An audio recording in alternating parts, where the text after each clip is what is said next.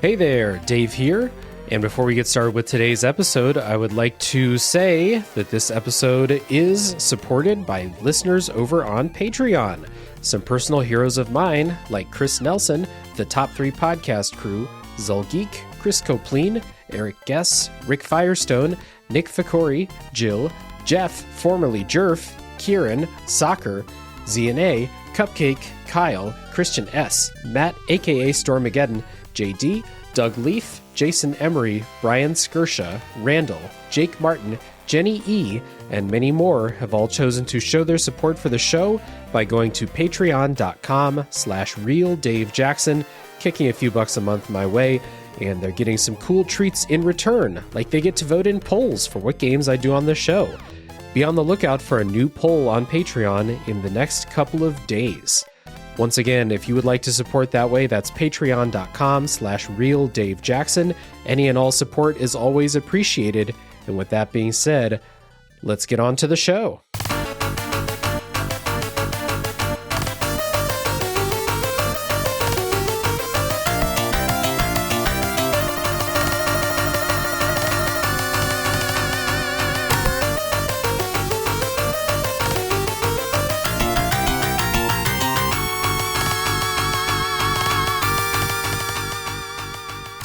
Hello, everybody. My name is Dave Jackson, and you're listening to Tales from the Backlog. This is a video games review podcast where each week, normally, we take games out of the backlog, play it, and discuss. Today, we're not doing that. We've got a roundtable discussion episode, given a little break from the backlog work here. So I have three wonderful guests with me today to talk about how we approach evaluating, analyzing older games. So without any further ado, let's introduce the guests. First up, the host of Pixel Project Radio, Rick Firestone. Rick, welcome back. Hey, Dave. Hey, everybody. How's it going? Thanks for having me. Really excited to talk about some retro games. Of course, yeah. Past episodes that Rick has been on, many of them, so many that I had to go through and look, and I probably forgot some. But just to name a few, we talked about Yakuza Like a Dragon together, Disco Elysium way back when, 13 Sentinels, Aegis Rim, Catherine, Final Fantasy 16, lots of stuff. Rick is a regular on the show. We're happy to have you back, man. We're also joined today, coming back after just a couple of months, one of the hosts of Fine Time podcast, Andre. Welcome back. Hello there. Good to be there. It's your boy Dre. Sorry, I don't have a loud, brassy hip-hop beat. You can play one behind me right now if you want, but to give the full effect. But Yep. Yeah. If you were around just a couple months ago, you would have heard us talk about Killer 7 in episode 100 of the podcast. We're in a weird time here. We're recording this in between when that episode comes out, but we all know it's there. We're recording this in the nether week. In the nether week, yeah. Well, good to have you back, man. We have talked about this topic offline together, so I'm happy to bring you on to pontificate here. And we're also joined by, I stole a retro hangover word there because I knew it was coming up. Chris Copleen, one of the co-hosts of Retro Hangover, is also here with us. Welcome back, Chris. Thanks for having me again, Dave. And I just want you to know I'm not a wonderful guest today. I'm a grumpy old man who's here to yell at a cloud and tell everyone how much better things were when I was a kid. Okay. Well, we'll see where that goes. Longtime listeners will recognize Chris from a couple of past episodes of the show, including Spec Ops: The Line and Signalis, two games that tested our spoiler wall policy on the main episodes. So, good to have the three of you here. Today, again, we're going to discuss our approach when playing, analyzing, and critiquing retro games, and all four of us do this to certain extents. Chris has a retro dedicated podcast. So Chris is doing this all the time. Rick and Andre both play a lot of retro games, both cover them on your shows, just depending on what's coming up on that week. And then I've, obviously done some retro games on this podcast, and I have the bonus Tales from the Way backlog show over on Patreon that is dedicated to me going back and playing older games. So I wanted to talk about our approach when we do this. There's a lot of times when analyzing and discussing retro games where I come across something that I don't really like, a design philosophy or a decision about a mechanic or something like that. And when I talk to people about it, I hear this refrain kind of come up. And people say, well, that was just the style at the time. And it kind of feels like hand waving to me to just say, well, that's how it was. Moving on. This conversation's over now. I wanted to kind of dig into that a little bit more, talk about how we approach these situations when we are analyzing these games for our podcasts and in our own enjoyment too, even if it's not for podcasting in particular. Are we able to put on our academic cap and just roll with those old school design philosophies and decisions? Or do they negatively impact our experiences? Or maybe the opposite. Maybe they enhance it. So we're going to dig into this, but first, I think people need to get to know you guys as gamers, retro gamers, and kind of get some opening thoughts on the topic here. So, Chris, I'll kick to you first as the host of a dedicated retro gaming show. Tell everybody about like the types of games that you normally play and where you stand just at the beginning of this episode on this approach to playing and analyzing these older games. So as one could imagine, as someone that is part of a dedicated retro gaming podcast, that, yeah, my taste is pretty much grounded within older video games. Most of the games I own and play nowadays are for older systems. I'm talking about back to the NES. I don't find myself playing the NES too much, but I play tons of PlayStation. I've just been playing some N64 recently. Sega Master System games sometimes come up. Sega Saturn is a console I go back to very consistently. And yeah, sometimes some PlayStation 2 games as well. I will play more modern games, but even when I do, they tend to be retro inspired. The most recent modern game I played was, for example, Sea of Stars, which came out in 2023. But that game is pretty much, its entire basis is in being a recreation of the 16-bit JRPG experience. Mm-hmm. So when I'm looking to play video games, I'm looking for something that reminds me of what it was like to play games when I was a kid. These are the games I typically tend to enjoy. But I will say that, yes, I do have a tendency to play more modern games from time to time, but not often at all. So when I think to your question about how to analyze these games, how to analyze older games in contemporary times, I think there's a two-pronged approach to do it, and I'll try to be as brief as possible here, so I can kick it over to Rick and Dre as well as yourself. But the way I view it is there's two approaches. One, you can either review it as a game that stands the test of time today, or review it as how it compared to its contemporaries, and you can kind of do a little bit of both, right?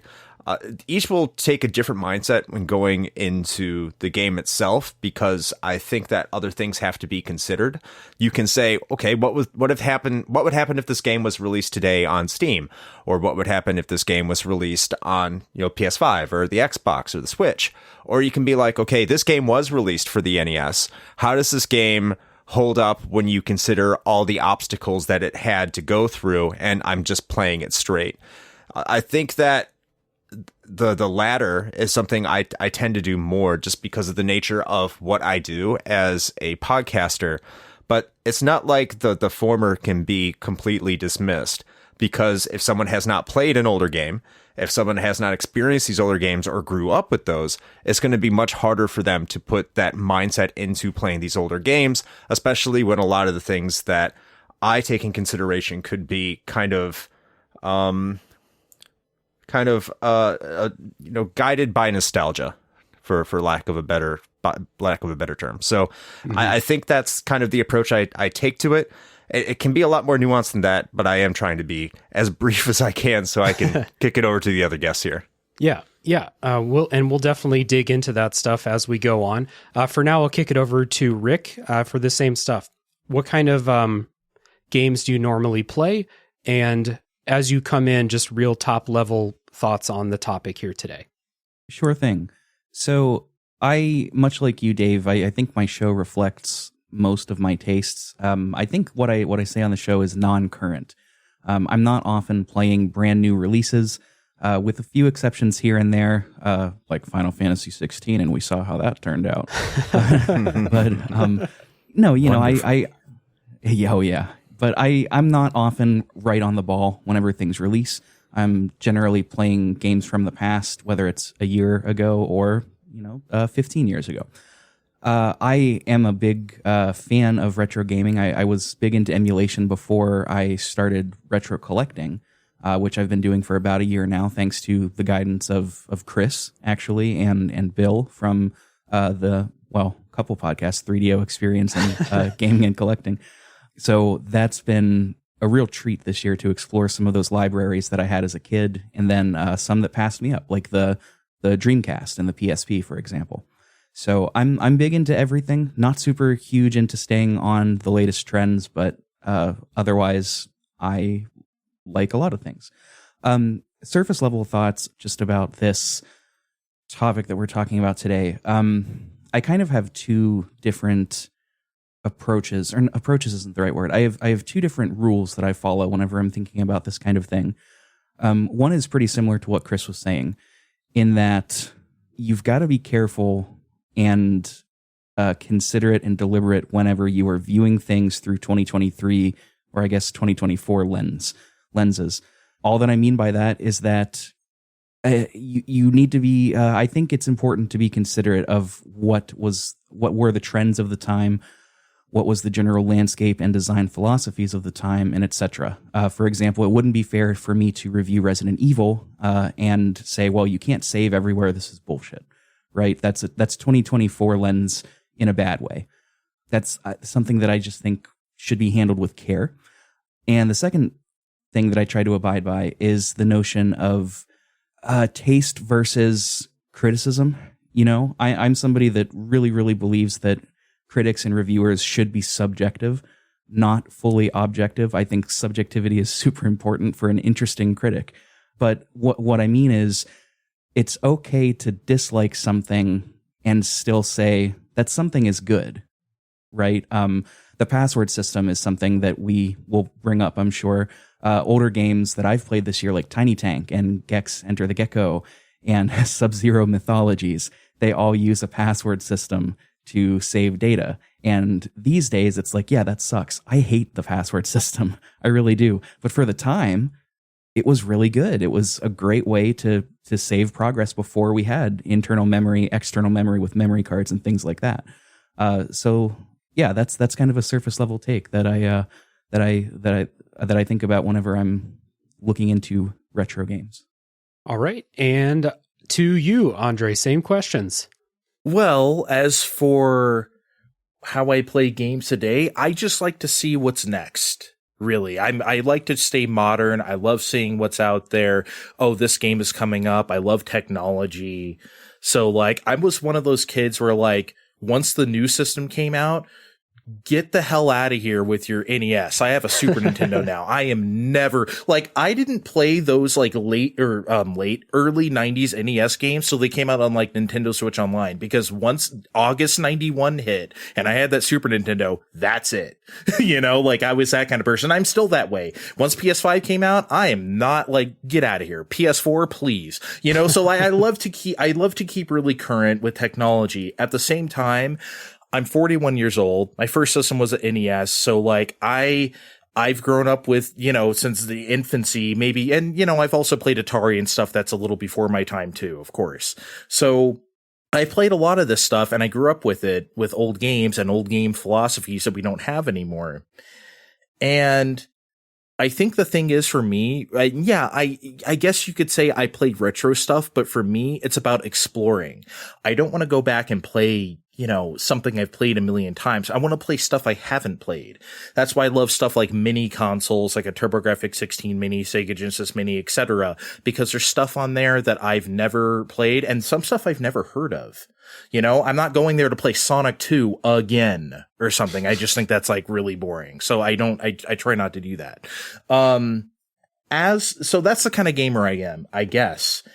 And as far as just a surface level view of the topic, I try to meet the game where it's at in time.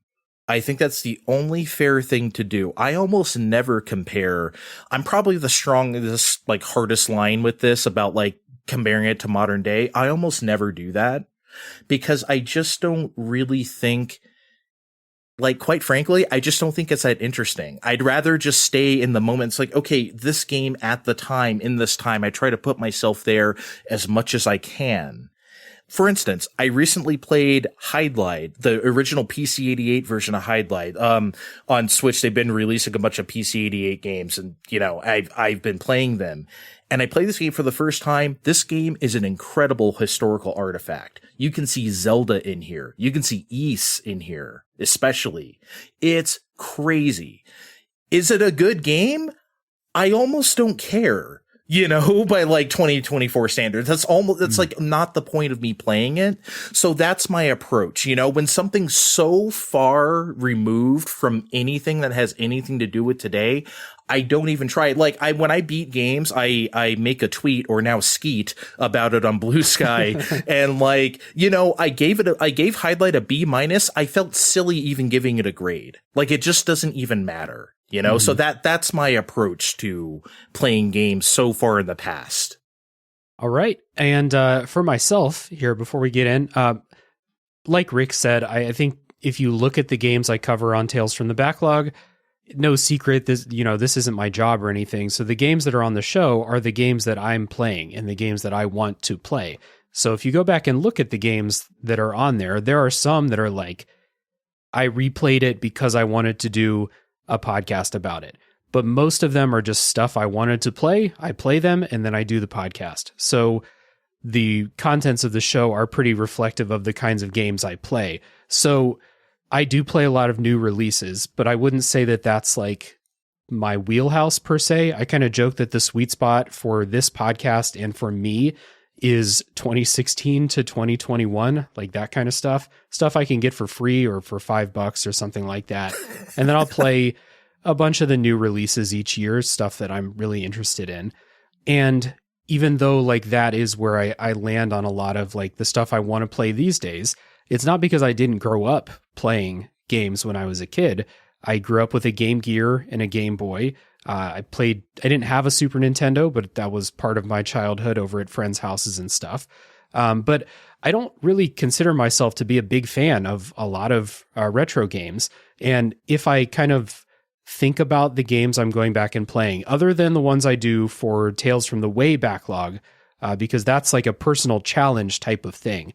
Outside of JRPGs, I don't really like a lot of older games like that I play. I don't like a lot of old platformers. I don't like a lot of stuff, point and click adventures, stuff like that. I just don't have the best time with them. JRPGs seem like the easiest for me to get on with, and that's because I know what's up. I know what to expect in all of those. So my approach to this type of thing is like I'm generally able to like academically understand decisions and philosophies of the time, but I do not really enjoy them most of the time. If they cause frustration, we'll say. This isn't a blanket thing about old games in general. But I am the kind of person who, like, on one hand, I can say, yes, this was a decision made by the restrictions or the design philosophies of the time, but that does not translate into me enjoying them any more than I would a modern game that made the same decisions, we'll say. So it's not really additive to understand that for me personally, and I have a really hard time putting myself in that purely academic frame of mind. I'm very much like an experiential type of person when I'm playing stuff like that. So this episode, and we'll get into the discussion here, this was really inspired, I think, by two games that I played for the first time in 2023. Okay. The first one was Rocket Knight Adventures, which was covered in the Retro Hangover Review Crew, the monthly games club in Chris's Retro Hangover Discord server. I played that game for the first time. I had never heard of it before it was the game of the month in there. And I fucking hated that game. I could not. I gave it the lowest score of anybody in the review crew. I couldn't stand it. And then the other one, kind of like this, was Super Mario Brothers 3. Played that for the first time. Could not stand that game. And they both have the same type of old philosophy that caused me to not enjoy them, which is In Rocket Knight Adventures, it's the fact that you basically have no checkpoints. If you get a game over, you have to start the entire game over again. And when that happened to me, after a very long stretch of boss fights with no checkpoints, and it sent me back to the beginning, I was like, well, I'm not playing any more of this. That's horse shit. And then Super Mario Brothers 3 felt like a very, very uncharacteristically unfriendly for the main Mario platformers, as when it comes to checkpointing, giving you power-ups and stuff like that. Both of these games to me feel like they are from a philosophy of our game is 3 hours long. We need to make sure it's not 3 hours long in actuality. You know what I mean? So like that type of thing is what inspired this topic, and then some conversations with you guys. And these are good examples for me personally, because I am able to like hear someone say they had to make some of these games this way because they had to last you a long time because they're really fucking expensive. And that knowledge does absolutely nothing for me while I'm playing the game. So that's why they're the good examples here. And I'll kick to you guys. All of us play games like this. What do we think? Can I directly address Mario 3 though? Like, because Sure. it's my favorite game of all time, like straight Okay. up. So Yeah. I want to say this about it. What you're saying about uncharacteristically like unfair, that's the Lost Levels. That's like Japanese Mario 2. You know what I mean? That to me is uncharacteristically Nintendo, like by my standards. Okay. That's an asshole game. Right. So, To clarify, I meant because I played Super Mario World and then I played Mario 3 back to back. So comparing those, I have played Mario Brothers 1 and 2 throughout my life too. And 3 just felt kind of like more fuck you than those other games I just mentioned. So they did that, and of course you just said this does nothing for you, and it shouldn't, by the way. I'm saying that because it's like, you know, you're playing the game, you're experiencing it how you feel about it. But the reason why I love Mario 3 is because they expressly designed it for experts. It's the third Mario game. You know how to play Mario by now, presumably. So they're like, let's make these levels that are just, and I think like Mario 3 to me is like the perfect difficulty. For me, I don't know if you guys know, any of you guys know this. I'm like a Super Mario Maker 2 freak. I maxed out the levels in that game. I made 100 levels in Mario Maker 2. Okay. Like 43 of them were Mario 3 style. Like I just think the game is the absolute best. And my point is like, with the checkpoints, the reason why I listened to your podcast on this, and I don't know if that's the first time I listened to Tales of the Backlog, but I was like yelling at my phone, like, what the fuck is wrong with you? But like, I mean, you know, but I was just like, the checkpoint thing in that game, I truly do not understand because like, bro, those levels are often like 90 seconds long. Or even 2 minutes. And if they are longer than that, they're slow and they're actually not that hard. The reason why they don't have checkpoints is because they're short. Do you really want a checkpoint? Okay, I made it through like 30 seconds of this level. I need a flag. And like, really? That's the part I truly cannot like compute with you here. The reason why I am complaining about checkpoints is because I did want checkpoints, because those 30 seconds are really fucking difficult. And I would like for the game to acknowledge that I did those 30 seconds and not make me do them over and over and over again. Will also admit freely before I pass it on to someone else that I'm terrible at Mario games. I'm very bad at them. The only one that I would consider myself good at is Mario Land 2 on the Game Boy. And that game is very easy compared to the rest of like the console Mario games. So Until it's not. Until Wario's Castle. Yeah. That's not that bad. I want to jump in here, and I think I'm in the middle here. I am a well-known Super Mario Brothers 3 hater. I will admit I do ham it up quite a bit. I don't really hate it, but since I don't like aspects about it, people are like, oh, you don't like it. And I'm just like, yeah, sure, I'll just go with that. That's a lot more fun. And I'm going to try to avoid this being a Super Mario Brothers 3 podcast here. But some things I do want to address. In terms of its actual gameplay, if you look back at platformers of the time when Mario 3 was coming out, and I know this is a philosophy you can give or take, Mario 3 in terms of the way it controls, the way it behaves, the things that it did in terms of advancing the platformer in and of itself are quite revolutionary. It's one of the best games in terms of pure gameplay, top to bottom. I won't question that. The things that I have a problem with, there's not even so much the checkpoints, because I think Dre is right. Those levels are short, but the thing that I have an issue with is the lack of a save function. And Nintendo knew this. Nintendo put in the manual itself, apologizing to the player that there is no save functionality. And this is something that didn't even exist in Doki Doki Panic. Now, I know Super Mario Bros. 2, when it came over to the United States, is a little bit different, but because Doki Doki Panic came on a Famicom disc, it had a save function. Metroid had a save function. Kid Icarus had a save function. Castlevania had a save function. All these games had save functions because they were on floppy disks. Super Mario Bros. 3 didn't have this, and by this time, the battery backup was well established. I understand that when cost factors are put into the equation, that adding a battery at the time was somewhat expensive, but they had the password system. So when you're looking at a game at the time it was released compared to other games that came out around that time in a retrospective manner, and saying even from a modern taste perspective, the fact that if you're playing Mario Bros. 3 on modern hardware and it can't save, I say is borderline inexcusable, because that game is, as Dave said, damn near 3 hours long for anyone that is just getting into it. I don't think that's appropriate. And usually the counter argument to that is that, well, there's warp whistles. Well, the only way you're going to know how to find the warp whistles is if you're good at Super Mario Bros. 3 and you know where to go and what to do. So it doesn't really reward the player for playing the actual game, which is supposed to be one of the best games of all time, but yet you're discouraged from actually playing it as the way it was intended to be played. I think that's a critical argument against it. But putting that more into perspective as an overall game in and of itself, that's the biggest issue, is that it doesn't really respect the player's time. It didn't back then, and it kind of rode on its reputation, which is as a Mario game, which is fantastic. It is a fantastic game that in terms of just pure playability, but you also have to think this was at the time Mario was almost strictly aimed towards children and didn't even consider the adult.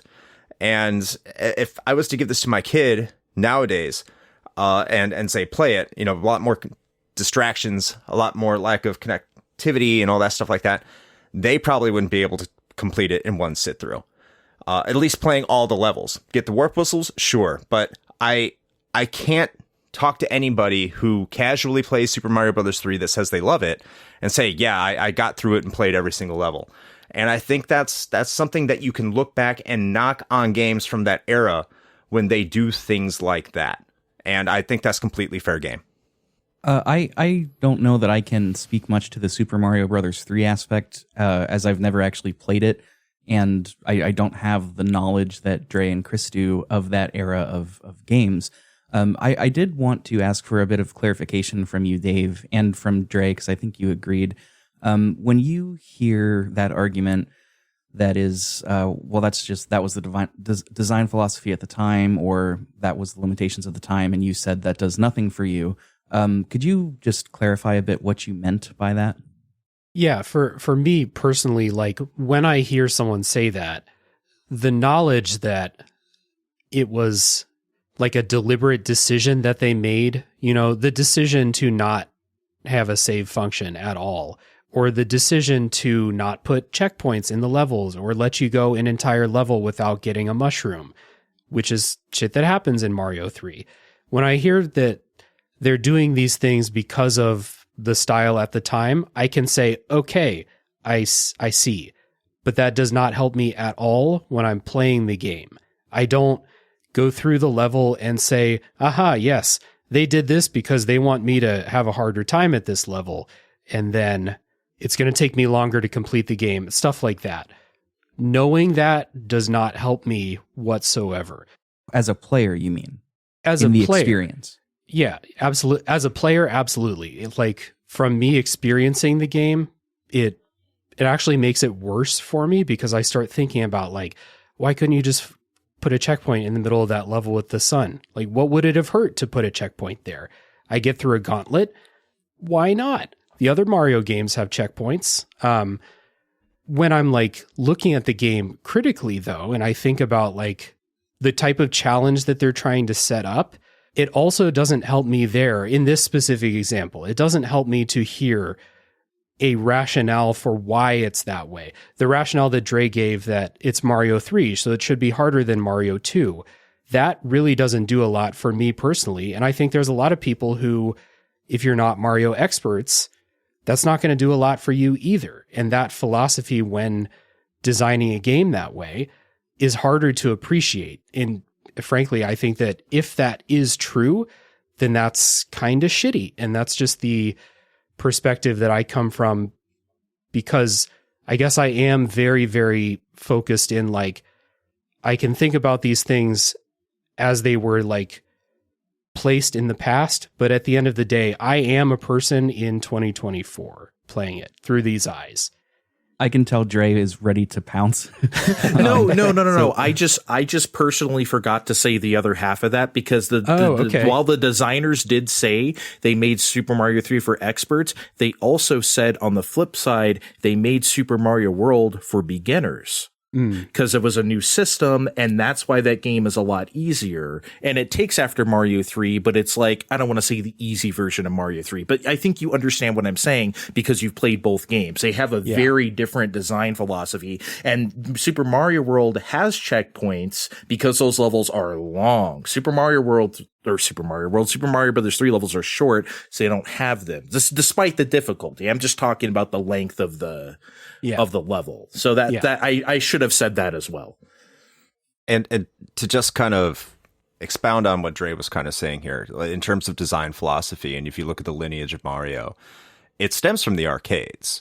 So when you go back to Donkey Kong and then you go to Mario Brothers, those are arcade games. And what the NES or Famicom was specifically meant to do was meant to bring those games, arcade games, and be able to play them on a home console.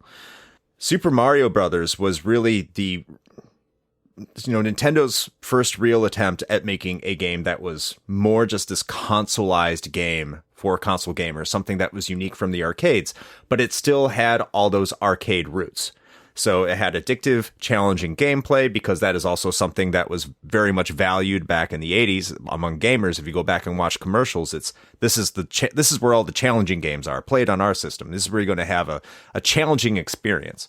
And then like you get to Mario Brothers 2 in Japan, and that game was released like less than a year later after the original Super Mario Brothers. And this is actually something commonplace you see in Japan. You see it with another game called Super Lode Runner. Lode Runner is a game that it's hard to describe. You're walking across lines and people fall in there and Bomberman's there and all stuff like that. But they came out with a game like Super Lode Runner that was specifically designed for experts, like Super Mario Brothers 2 was. So the mentality was, we're just coming out of the arcades. We're finally learning what it's like to make games for a console. And so Super Mario Brothers 3 was all those lessons that they had learned in between 1986 and 1988. And they're like, okay, now we know how to make games for a console. The Legend of Zelda showed us this. The Famicom Disk System and its ability to go up to 256 kilobytes, I think, showed us that we can make bigger games that aren't necessarily made for a single sit-down experience. So that's why the difficulty for Super Mario Brothers is scaled back and is more approachable than Super Mario Brothers 2, is because Nintendo at this time was learning how to make games specifically for the consoleized experiences. That mentality came out of the arcades and into something new. And so when you approach it with that mentality, you can look at the NES and the evolution and have a better appreciation for what each game was trying to accomplish. That's what I think. I think I agree.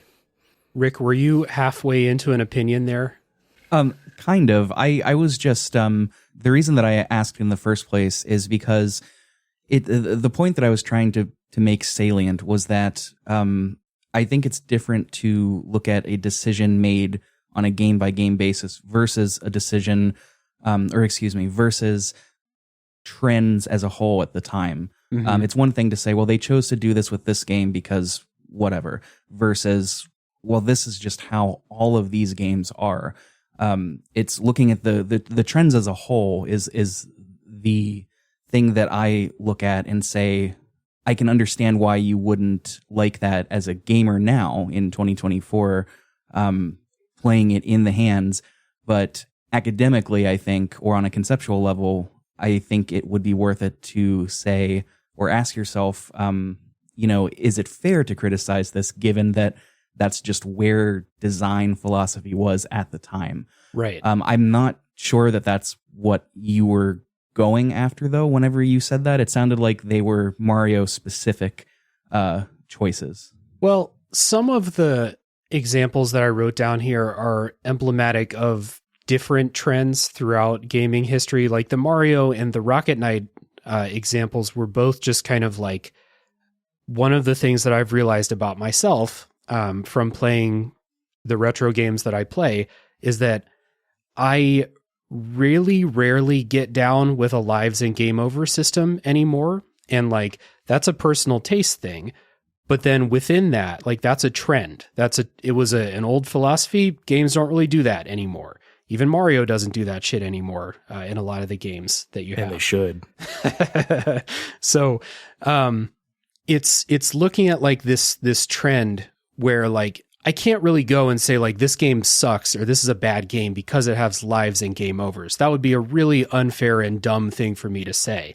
But I can look at like specific examples, like I said with Rocket Knight, where they throw a fucking gauntlet at you, and if you get a game over, you go to the beginning because they don't have permanent checkpoints in that game. Or in Mario 3, where I've already talked about issues I had that are like more specific examples of a greater trend, if that makes sense. And so like I can definitely take a step back, view it, see what it was, see the reasoning behind it. I can hear all the reasoning behind it. Chris and Dre have already taught me a lot about Mario 3 tonight.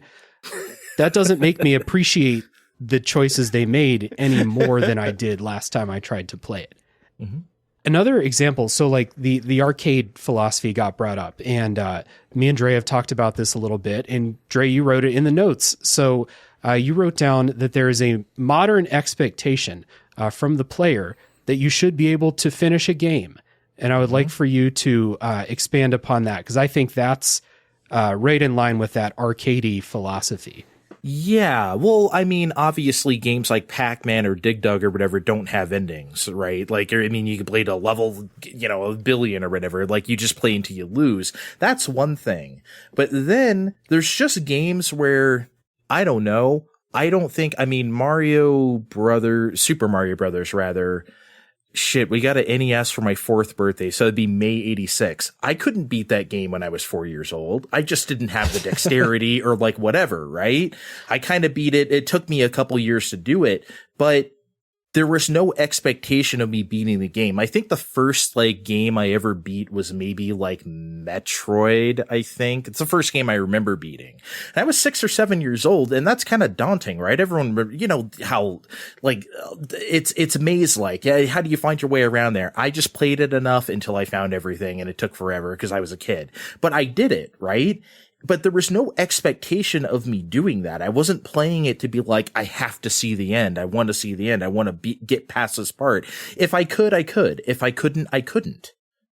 And that's all there is to it. Now Metroid isn't a game with like, it's a password game. At least it is in America. So you don't have like lives or continues. It's not that kind of game, but a game that does. Okay, man, like Blaster Master, and that's another example that Chris was talking about of games that are just too fucking long, that don't have a save system. And then in America, they made our continues limited. The original Metafight has unlimited continues. So like, it's insane for us. And there's no way as a kid, I think I played it a couple years ago, not specifically for Fine Time, but I remember talking about it on the show and being like, I can't believe like they did that to us, And, anyway, my point of saying all that is it was fine back then. There was, if you were good enough, and that's fine. If you weren't, hopefully find a cheat code and a Nintendo Power or something and like go at it. That was the thing. But now games are expressly designed to be beaten. So it's like completely different. And so you can't even really have that kind of difficulty anymore. Some would argue you can with like a Souls game or whatever, but that I don't think so. But yeah, I just think that it's not artificial or whatever to have like lives or continues or whatnot. That is literally the game in the video game, Dave. You know, when you brought up this topic of a game where it doesn't feel like they expect people to get all the way to the end, I thought of Zombies Ate My Neighbors, which I just recently played. That's a game that is really difficult, and there are a million fucking levels in that game. So I got the feeling playing it that it came from an arcade style mindset where there's like, we're just going to put a bunch of levels in, you'll play, you'll see how far you get. You're never going to get to the end unless, like you said, you find the cheats to skip to whatever level you want to skip to. Chris, you recently did that on Retro Hangover. Did you get that same feeling from that game? Yes. I mean, I don't know what else to say there. It very much feels like an arcade game. And just like arcade games, like the best way to get good at it, or really any game from back in the like 8-bit era, more particularly, is memorization and just knowing where to go, what to grab, what items to have. And that comes from a lot of increased replays. And that was the expectation. And in a little bit, I'll get into why. I don't want to hog the mic here because I want to see what Rick has to say about some of the stuff. And then I have a game in particular that I think stands up for a lot of these arguments. So I guess like the question with this topic is like, if you played a game like this where it's very clear that they designed it in a way where they didn't expect people to get to the end or to be able to easily get to the end, does that bother you when you're playing it? Because it kind of bothered me when I was playing Zombies Ate My Neighbors because I liked seeing new levels, and there were a bunch of levels that I was just never going to see. I'm not sure that I would say it bothers me. I'm thinking about this. I'm wondering if this idea of games being designed to be beaten, if we can accept that premise for a moment, whether or not it's true, let's just accept it.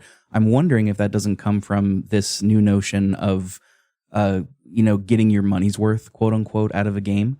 I've paid $60 and I want $60 worth of an experience, which is something that I find ridiculous, wholesale. I don't think I just don't think that argument holds up in any way.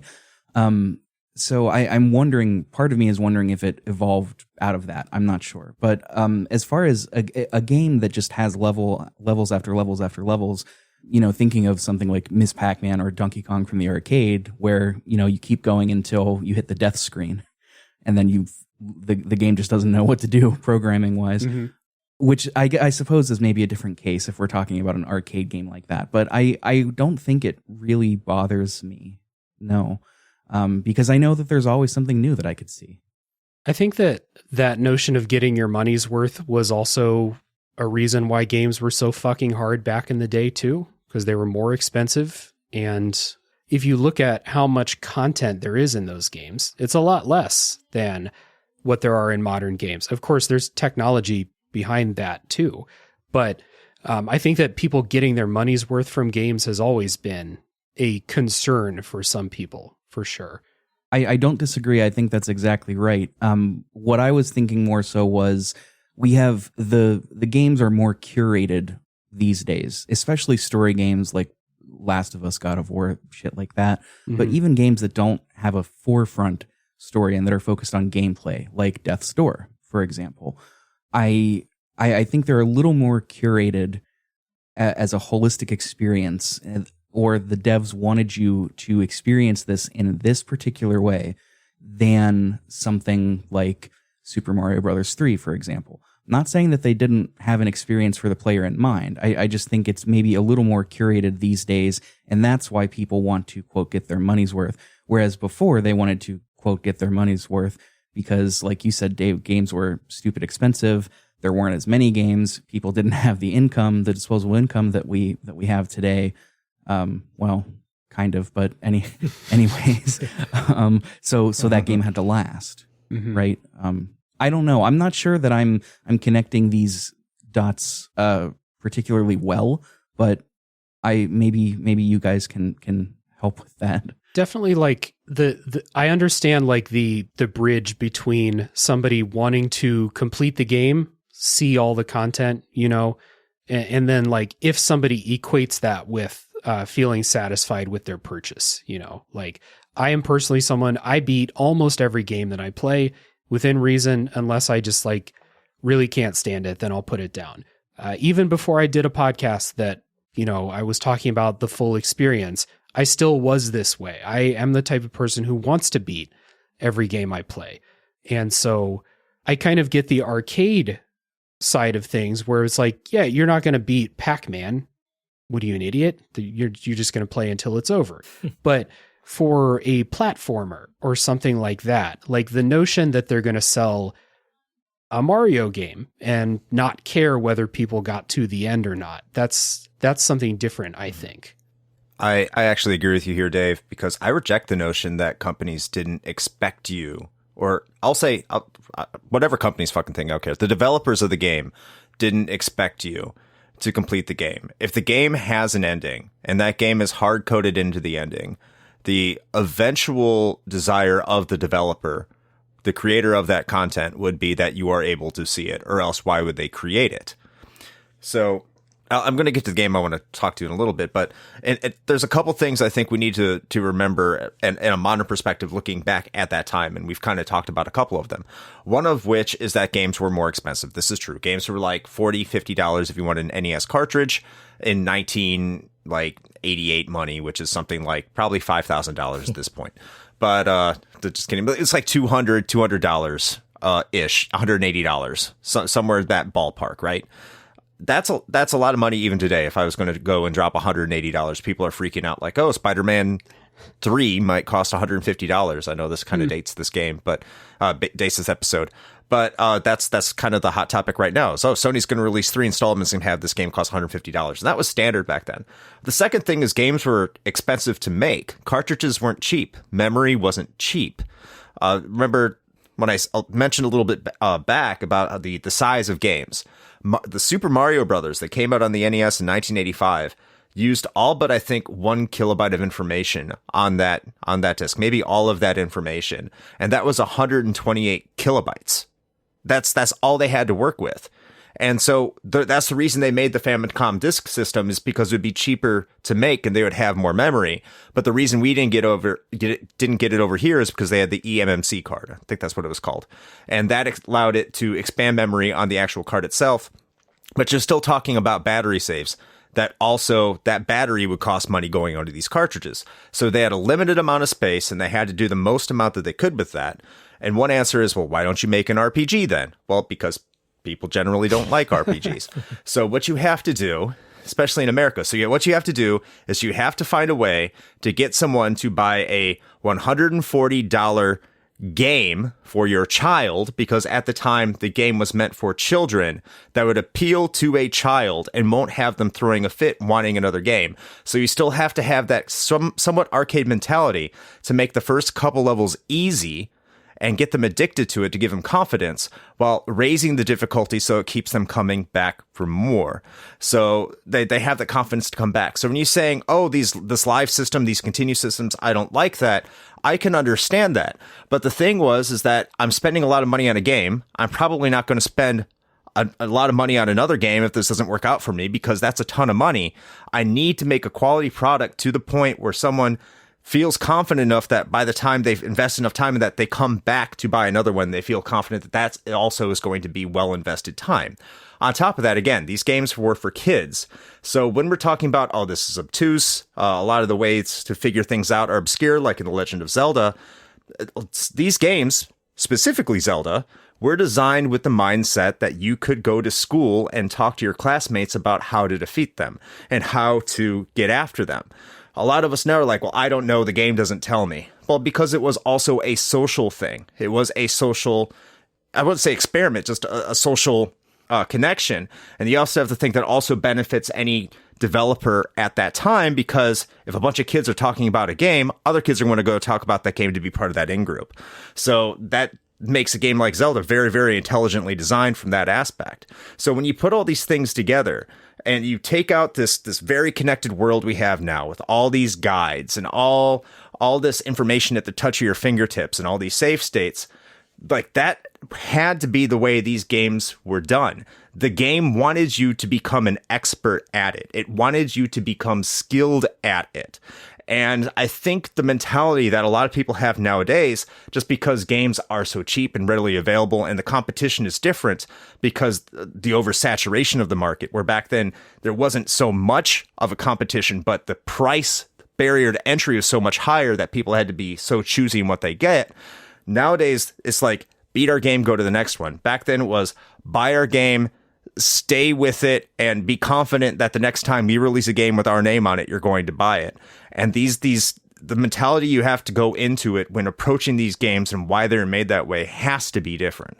You said it the best. I actually was thinking about Zelda. That's the first game I thought of when Dave brought up this topic to us, because I had the exact experience that you just talked about. I went to school and I said to my friends, "Oh, you shoot the crab in the eye with the arrow. Oh, you can kill Ganon if you do this. Oh, if you bomb this, go up 3 squares from the beginning and then go over to the left and then bomb this wall and there's like rupees in there." We told each other all this shit on the playground. Because I'm old enough to have had that experience when the game was out. But removed from all of that, I completely get it, where someone's like, I have no idea where the entrance to, level 5 or 6 is. I was supposed to push this gravestone in the grave. Like, how the hell was I supposed to know that? Well, the reality is you weren't supposed to know that. You were supposed to find that out. And a lot of cynical people say, oh, that's how they sell strategy guides or something like that. That wasn't really much of a thing back then. I mean, they existed, but that's just like, I don't buy that cynical shit. But that was the 90s. I mean, yeah, that was the 90s. That was definitely the 90s. But like, yeah, I'm glad you said that, because that was one of my main points. And Zelda is a perfect example of that. Also, I thought it was really funny. It was maybe a little bit before the Switch came out.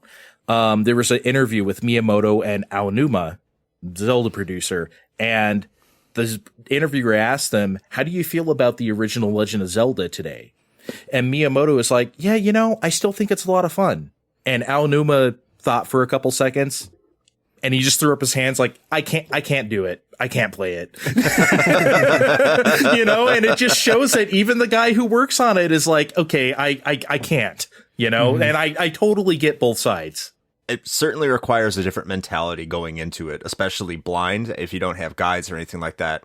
And I think, like you said, Dark Souls isn't that much like that. And I'd also like to counter, when I was playing through Dark Souls in 2023, one of the things I saw in our community, and Dave saw this, I'm sure Rick saw this, is when I got really frustrated and I started ranting in the server about how much of a pain in the ass the game was, what's the first thing everyone did?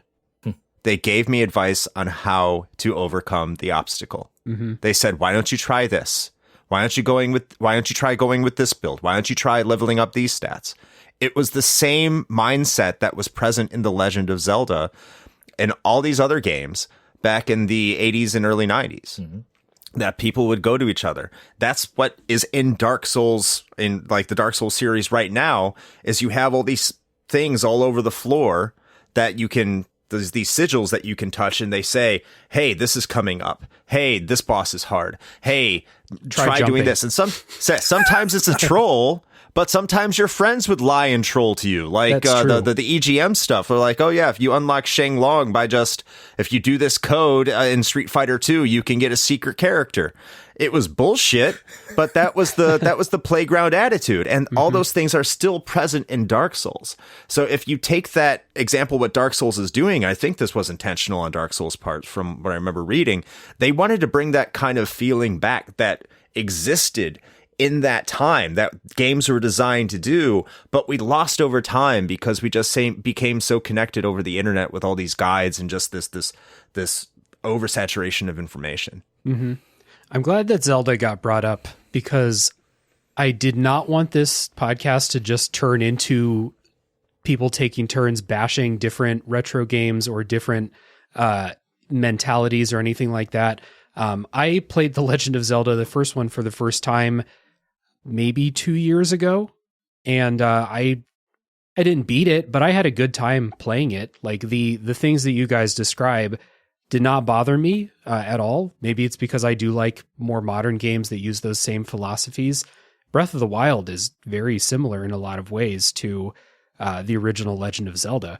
So that particular, that's a good example of something where like I guess I can more easily put myself back in the shoes of someone playing it because games are still doing stuff like that today. Games that I really like. Whereas other examples that we talked about, like think of the difficult platformers of today. They all have extremely generous checkpointing and stuff like that. Whereas like, so it's a little bit more difficult for me to like put myself in that place and time. You know, Chris, you and I are playing through Shovel Knight right now for the this month's Retro Hangover game of the month for the review crew. And Shovel Knight is a tough platformer that is very, very friendly in its mechanics. And so the existence of games that have changed things to be friendlier while still maintaining a level of challenge makes it harder for me in that specific Mario 3, or if we want to go super analogous to Shovel Knight, something like Zelda 2 or Mega Man or something like that. Those are not... Well, Zelda 2 is a very unfriendly game. Very unfriendly. So again, I can sit back and like see that perspective from the past, but it makes it harder for me to put myself in those shoes fully. But I was able to do that for Zelda 1, that is. So I'm glad we could bring that up as an example. Rick, have you played Zelda 1 before? Or, any other game recently that would rely on this type of playground knowledge and like not put that in the game itself? No, I've not played Zelda 1 actually. And as far as that, I mean, recently, not really. I mean, Pokemon is the easiest example to draw from in our age demographic. I mean, easily. That's something that I never really thought about outside of Pokemon, to be quite honest. But I mean, it makes sense. Yeah, and your friends would... Oh, everyone was spreading those rumors about using strength to push that truck out of the way and all that that bullshit. So, yeah, I guess the expectation that people were going to do some of that work for you... That's a cynical way to say, like, they're going to do the work for you. Like, the expectation that people are going to talk with each other and have more of a shared experience... It's harder to pull off today. Experience. Yeah. Harder to pull off today when I can just go type into Google, how the fuck do I beat the Capra Demon as a sorcerer? And then I would get a full Fextra Life page detailing exactly how to do it. Like I don't have to go talk to somebody and share knowledge there, you know. I disagree that Mega Man's unfriendly, by the way. That's the game I actually wanted to bring up. And I'll start with Mega Man 2, because Mega Man 1 is unfriendly. It has a lot of jank. I love Mega Man 1. I think it's a great game, but I can understand why going back to it, it's pretty rough. Mega Man 2 is generally considered to be the starting point for Mega Man. And the reason why I wanted to bring it up is because I think it does a lot of things right. I think Mega Man 2 has the password system, correct? Yeah, yes, it does. Okay. So that's the first Mega Man that had a password system. Mega Man 1 did not. Now, generally, I don't care for passwords. I like the save system. But Mega Man 2 is a short enough game, and the password system is simple enough, and it uses images as opposed to like a 32-character long password system that I think it's approachable. Now, the other thing that compounds on this is the fact that this is a game, again, costing $40 in 1988 cash, which whatever it is today, a lot more than $40. This is a game that is going to have to last you a little bit. Now, this is a discussion we actually had about Shovel Knight in our server over there on Discord, is something that you find with 2D platformers is that the stage is just as much as the enemy as the final boss is for that stage. And that's something you don't see in really any other genre, if it's a good 2D platformer. So for Mega Man, what you can do is you can go into these stages and you can fight the bosses. And yeah, you might die a bunch of times. But the thing is that there's 8 of them and you get to learn each one of these stages. And each time you're going to get to the boss. And each time you're going to be like, man, I couldn't beat that, until you find one that you can beat. And you're like, oh, wow, I got a new ability. So if you're playing through Mega Man 2, one of the very first ones you can do is Flashman. Because Flashman is really easy, especially here in the United States. And you go to Flashman stage, you beat Flashman, all of a sudden you can freeze time. And now all of a sudden you're like, well, what can I do with this? So you go to Quickman stage, because that's been kicking your ass, and you don't know how to get through it because those beams are just harassing you. You don't know what to do. And finally you're like, oh wow, I can finally make it through this. And there's these building blocks of reward systems that you start figuring out with the stages and how to make it past. The game doesn't tell you that all these enemies have weaknesses, but they do give you a weapon, and these weapons can be used on other enemies. So you can figure out and infer that these weapons can be used on other bosses. At the same time, while you're figuring this all out, you can save your progress through the password system. So you can always come back later, no matter how frustrated you get. And then you can go to school and be like, hey, I beat Flashman, now what do I do? And someone can be like, well, did you use the Metal Blade? And they're like, whoa, the Metal Blade, I'm supposed to beat Metal Man?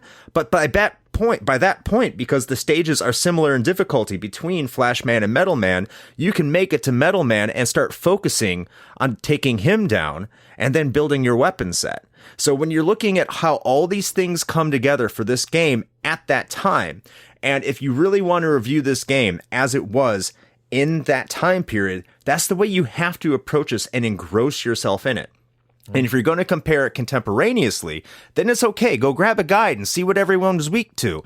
Go use your save states. There's nothing wrong with that. I'm not taking that away. I'm not saying you can't enjoy that game.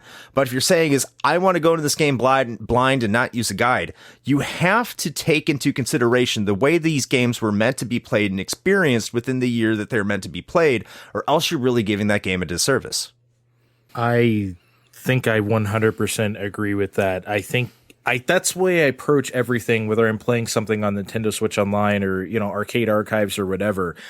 I have to do that. And it's not like I'm a purist. I'm not going to use save states. I'm going to really beat the game for real because I'm a real gamer or whatever.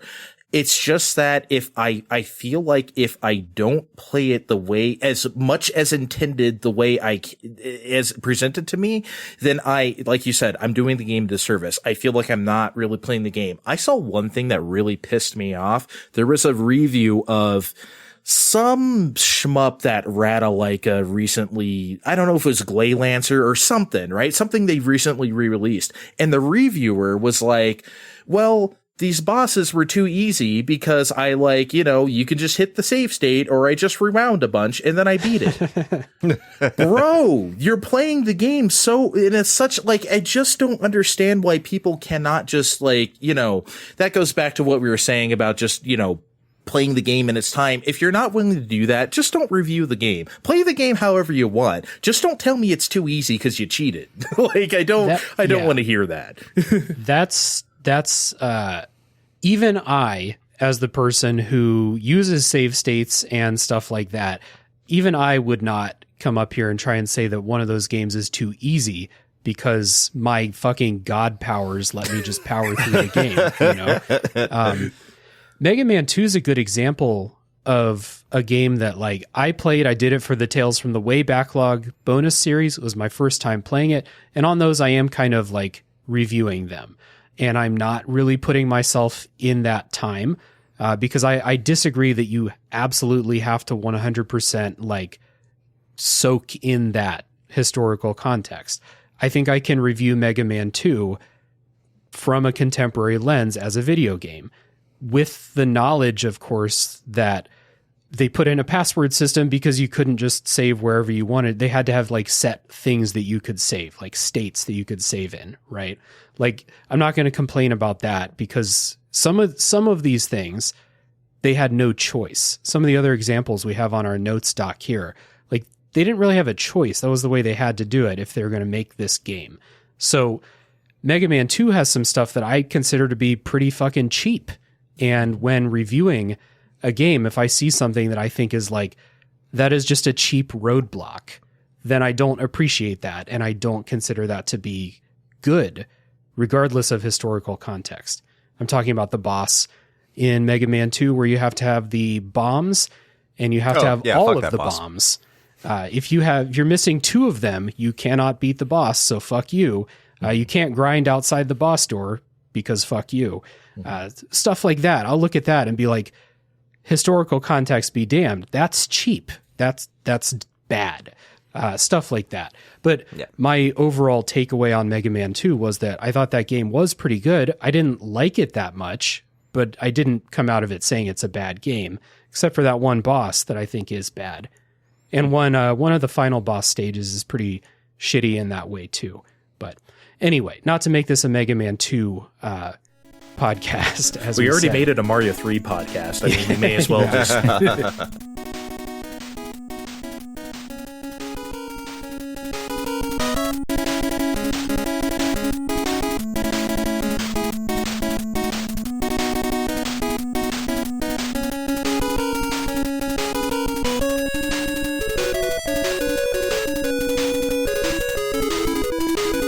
I would like to make this a podcast about an example that Rick brought, because we've talked about a bunch of games that Rick has not played. I would love to get your perspective, Rick, on this topic through an example that you thought about, when coming in here, of a game you played. You've played some PS1 platformers for Pixel Project Radio recently. They surely have some outdated or otherwise, not great mechanics, as you talked about on the show. What's your approach when you're doing those?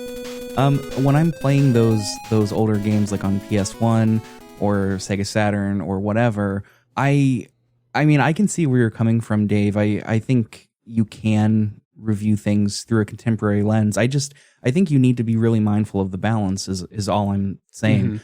Mm-hmm. Holding things to 2023, 2024 standards that were made in the late 90s or early 2000s just fundamentally doesn't work. It's like the reviewer that Dre brought up, Mm-hmm. This is too easy because I'm abusing contemporary quality of life editions, which, by the way, quality of life editions I often find are just ways to take the challenges away from certain games, but that's another topic entirely. I agree. Especially with JRPGs. I'm really of the mind of trying to play it as organically as possible. Original hardware, if possible. That's certainly not possible for a lot of games or for a lot of people. But doing it that way, doing it without save states, trying to think of examples that were prevalent of the time that are similar to what's going on, to put it into some sort of context. I think that's really important. Apologies for getting distracted. My cat is being a little fucking demon. So I really do try to stick to as close to the original experience as possible. I really don't like, emulating things on my big computer screen, playing with a keyboard. That feels terrible. Absolutely awful. I don't like it. I don't like using the rewind feature either. Going back to that review that you brought up, Dre, I really don't. I use save states, of course, especially for games, like Resident Evil 1, like Super Mario Brothers 3, that you can't just save. Sometimes I've got to answer the door, if the mailman's here. I can't control for that. But outside of that, I really do try to stick to as, I don't want to say pure because that sounds ridiculous and pretentious, but as true to the original experience as intended. Mm-hmm. Because I think in some ways we owe it that. We owe the games that much respect, at least. I agree. Agree as well. I want to talk about because we've been talking about modernization, and Rick brought up the way we modernize JRPGs and stuff nowadays, which drive him crazy, and I agree with him. There's sometimes, though, modernizations that so completely miss the point that drive me absolutely insane. So, and these didn't drive me insane, but we recently had a new 2D Mario and a new 2D Sonic, right? Sonic had unlimited lives. Okay, weird. Mario Wonder had lives, but it also had no time limits, which I also found weird. So I'm like, what are we doing here? What the hell is our philosophy to these nowadays, And there's one that drove me absolutely insane, and that was Super Monkey Ball Banana Mania, which came out a few years ago. Mm-hmm. And this is it's not a new Monkey Ball game per se. It just has all the old levels from all the old games, basically, which is good enough for me. But they really fucked it up in two major ways. One of them, and this is a lesser way, that the controls are bad. I don't know if you guys have ever played Monkey Ball before, but it has they just took the arcade Monkey Ball, the banana stick where you just kind of tilt the board, or at least that's the illusion of it. And the monkey rolls on the ball. And then the camera is right behind the ball. So you always can line up everything, And they just converted that to the control stick exactly on GameCube when it came home as Super Monkey Ball, right? So it was perfect. Super Monkey Ball Banana Blitz, however, doesn't do that anymore. The camera is more dynamic, which is to say shitty, because you can't line up. You know how that game is. You need to line up some very narrow pathways sometimes. If the camera's doing whatever it fucking wants to, good luck to you. You're just going to fall off. There's plenty of old levels where I'm like, I never used to fall off this thing. Why is this happening? And I figured out that's the reason. And number two, and the more egregious thing about Banana Mania, the game has unlimited lives. This is awful because those old games, those Monkey Ball games were designed around having lives. That's what the bananas are for. You get 100 bananas, you get an extra life. If you have unlimited lives, what the hell is the point? Trophies. Yeah, I mean, look, I get if you were making a new Monkey Ball game designed around this philosophy of not having lives anymore, but you can't just take the old ones and take away the lives and then have it work, because it doesn't work anymore. The risk reward is completely gone. Because you'd have like different paths or different situations. It's like, okay, should I go for these bunch of bananas over here? I could get extra life, but if I fall off, that's risky because I only have 2 lives left. And you know, like whatever, like you're weighing those options. All that shit's completely gone. It almost trivializes some of the level designs because it's like, why would I go for those bananas? They don't even do anything for me anymore. There was bonus levels, guys. There was bonus levels where you got a whole bunch of bananas and got like 2 or 3 lives before you go to the, now they still have those. Why? It was such a baffling decision. At least make it a toggle, right? At least like if you want to have unlimited lives, here you go. You can't turn it off. It's just the game now. That made me so incensed. I can't even tell you. And it sounded like I'm being, oh, you're against, you know, accessibility. I don't consider like lives or difficulty accessibility. That's an entire another conversation. But I was just like, no, I'm not against it. Just don't ruin. I don't know, man. It just made me insane, Dave. I couldn't go this whole podcast without talking about it. That's an attempt at modernization that made me absolutely crazy. For what it's worth, I do agree with you about the lives and the time limit being inherent to the challenge and the enjoyment of the game. Like, I do think that it gives you that risk and reward, the incentive to, do I play risky or do I play it safe? I think that's really important. And like you said, a toggle is the perfect solution. It's the perfect accessibility option. Let people play games the way they want to. Give us an easy mode. Let us turn on unlimited lives. Let us turn on or turn up the clock if we need more time. I think that's the perfect solution, personally. But, you know, I mean, some of, getting back to the quality of life things, which is where I think that was coming from, Dre, I do think some of the modernizations of games with the quality of life things do take away some of the inherent challenges. The one that I always go back to is JRPGs, taking away things like the need to grind or being able to, well, no, I won't touch on that one, but like the need to grind. Everybody's always like, oh, there's great quality of life update. You don't need to grind. Do you just not like JRPGs? I mean, there's nothing inherently bad about grinding. The JRPG genre is a stat-based genre. It is not who can clear the level the fastest. It's not who can play the controls the best. It is how do you outstat your opponent, whether it's a boss, mini-boss, random encounter, whatever. Grinding is the easiest way to increase your stats to outstat the opponent, but it's also the most tedious way. There's also strategies, equipment, various leveling up of your stats through abilities and things like that. Grinding is one of the easiest ways to do that. And yes, it is necessary in some regards, but it is also the slowest. It's the safest option, right? So it baffles me when people say, oh yeah, you don't need to grind. This is such a good JRPG. JRPGs should get rid of grinding. Like, no, that's just taking the challenge away from the game. I fundamentally don't get it. Random encounters, yes, I can see that. I don't mind that random encounters have started to go the way of the dodo. That's fine. Let me choose if I want to grind or not, you know? That's okay. But yeah, a lot of these quality of life updates, Dre, and I don't know how Chris and Dave feel about this, but a lot of the times I do feel like they're just, you know, making gamers soft. is what I want to say. That's total joke. Total joke. I think those quality of life improvements for a lot of the JRPGs, you don't have to grind or you're invincible or all that kind of stuff. I think those are more for people who just want to play the story again. They're not really wanting to play an RPG. They're wanting to experience a story, and whether or not we want to admit this, I think a lot of us would. A lot of people just play these games for these stories, and that's how they sell themselves, especially a lot of the Final Fantasy games. Especially like when you hear people talk about Final Fantasy IX, I don't really hear a lot of people, sing the praises of the gameplay. It's, oh, this story really touched me.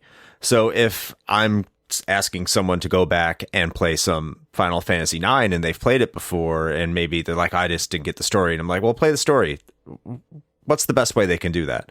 So in that sense, I can understand the quality of life improvements being attractive to someone who just wants to get through it and just experience all those things. It's not how I would play it. I don't like it because I like JRPGs. I like the grind. I like to see numbers go higher. That's what draws me to that genre. But I don't think that's the same for everyone who plays RPGs nowadays. So I'm glad that you brought that example up, because I'm playing through Final Fantasy IX right now. That's a game that I've played countless times. I've got close to 200 hours on Steam alone. That's not counting Switch, PS1, PS2, whatever. And when I'm grinding, when I'm doing anything that is not a boss battle, I throw on the 999 damage, because I've done this before. Mm-hmm. I've had this experience so many times. I know I can tell you how it works in my sleep. So I'm just in it right now for the story and for the pivotal boss battles. Like, that's when, okay, we're playing this by the books. We're not going to fast forward through stories. We're not going to fast forward through towns. But I think the key there is to be able to turn it on and turn it off. When maybe quality of life was the wrong way to go about saying this, because that kind of implies the re-release of a game with updated features. In that instance, yes, I'm glad that you can just turn them on and turn them off when you need them. Do I think that you're robbing yourself of an experience if you play Final Fantasy IX for the first time with all those on? Yes, I do. But that's your prerogative, right? Something that I think about is Persona 5. The dungeon crawling in that, at a certain point, you can effectively totally take away the need to grind, because you can run into enemies with the cat bus, and it just automatically wins and you get experience and points. And everybody, when I was playing that, I think I was in the Discords at that time. Yeah, I was. Everybody was like, oh, that's such a great feature. That's so amazing. Fantastic. And it's like, I don't know. It makes it feel like it's taking the experience away from me. Now, to counterpoint myself, that game's long enough already. It's goddamn long enough as it is. That was going to be the counterpoint for Persona 5 was, by the time you get the ability to run over things with the cat bus, I had done 80 hours of the grind. So. Yeah. And not to make this an exclusively JRPG podcast, we made this exclusively 3 different podcasts already.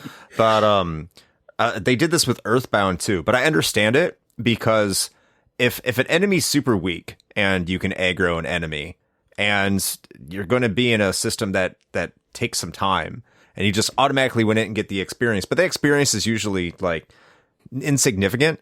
Just kind of like, oh, you ran into an enemy and it's over and you just win. Congratulations. It's not really going to have an impact on your leveling. It's usually you can only do this to weaker enemies and stuff like that. Mm-hmm. What I look forward to with grinding, or not look forward to, that's the wrong way of saying it. What I mean when I say grinding is good. First of all, I think grinding just provides a Zen experience. If you're playing a JRPG, that's just something that brings some Zen to me. That's not going to be for everybody. That's me. It comforts me. It brings me to that point that I could just walk around and just grind.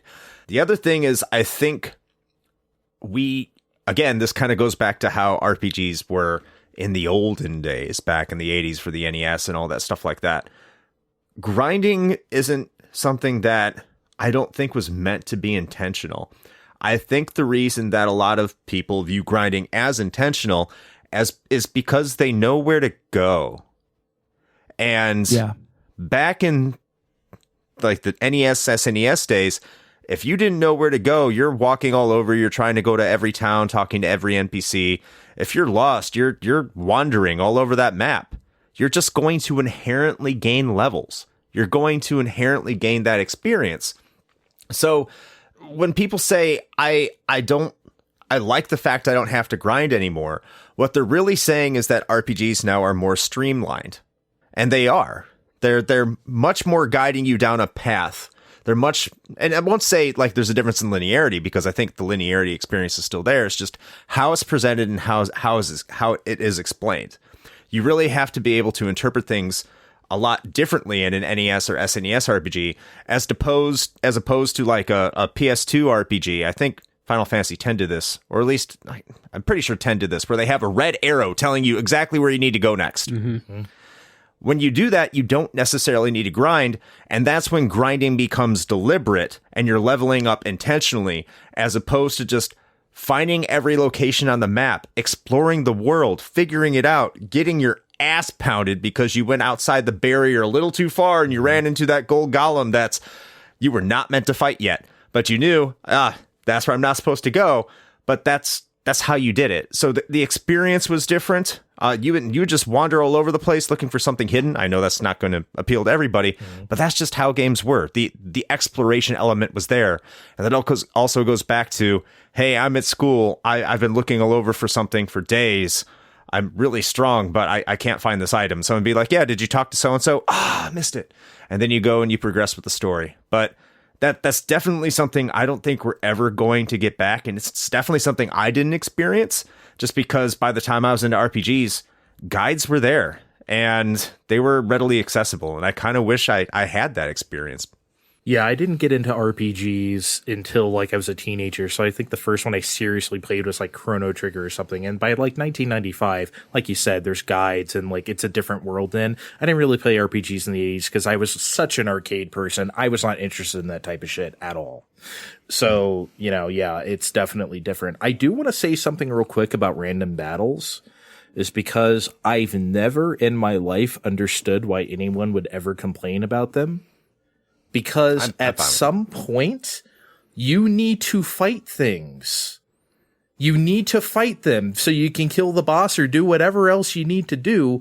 If you need to kill stuff, what does it matter when they tell you to kill stuff? Or I walked up to this little thing representing an enemy and then I go to a battle screen. I just don't see what the difference is, in my opinion.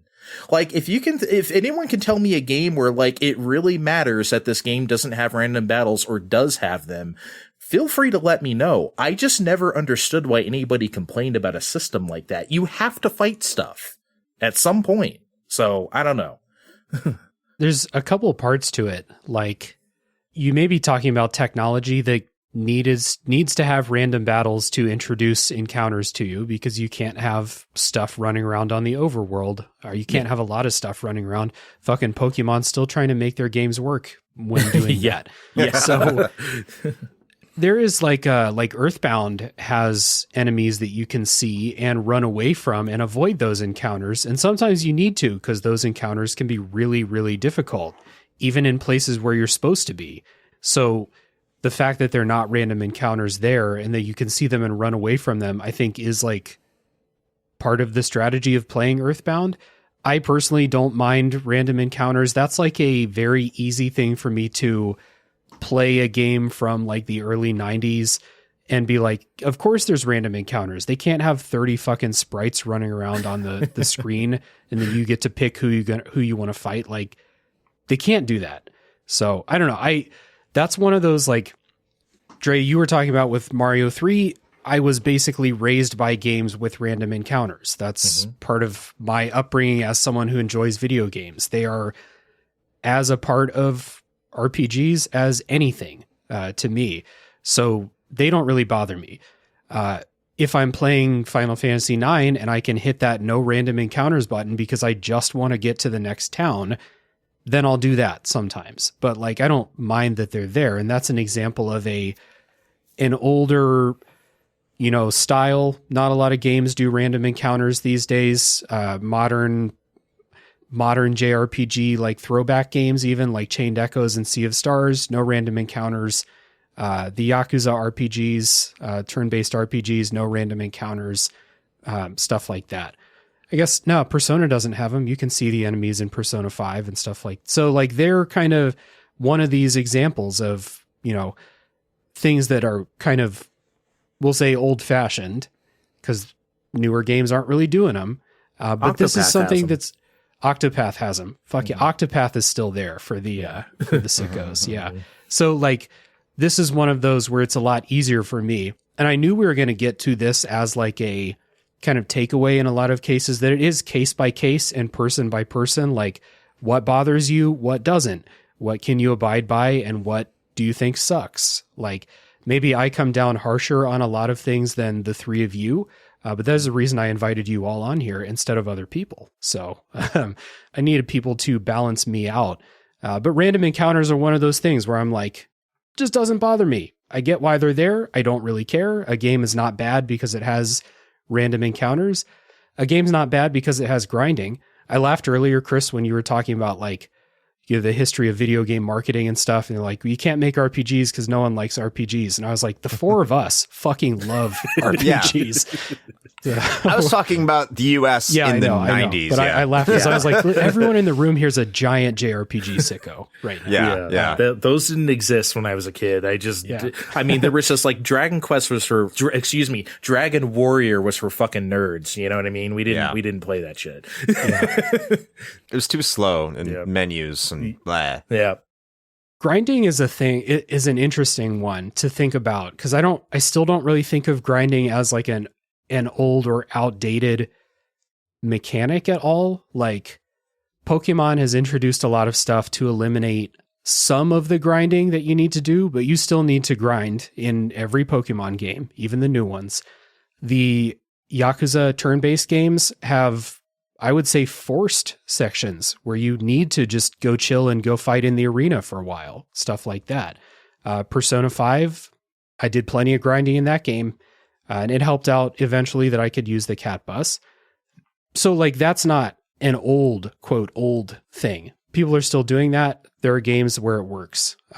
I think that there are a lot of really well-tuned RPGs that give you a really tailored, challenging experience throughout without any need to go seek out extra stuff.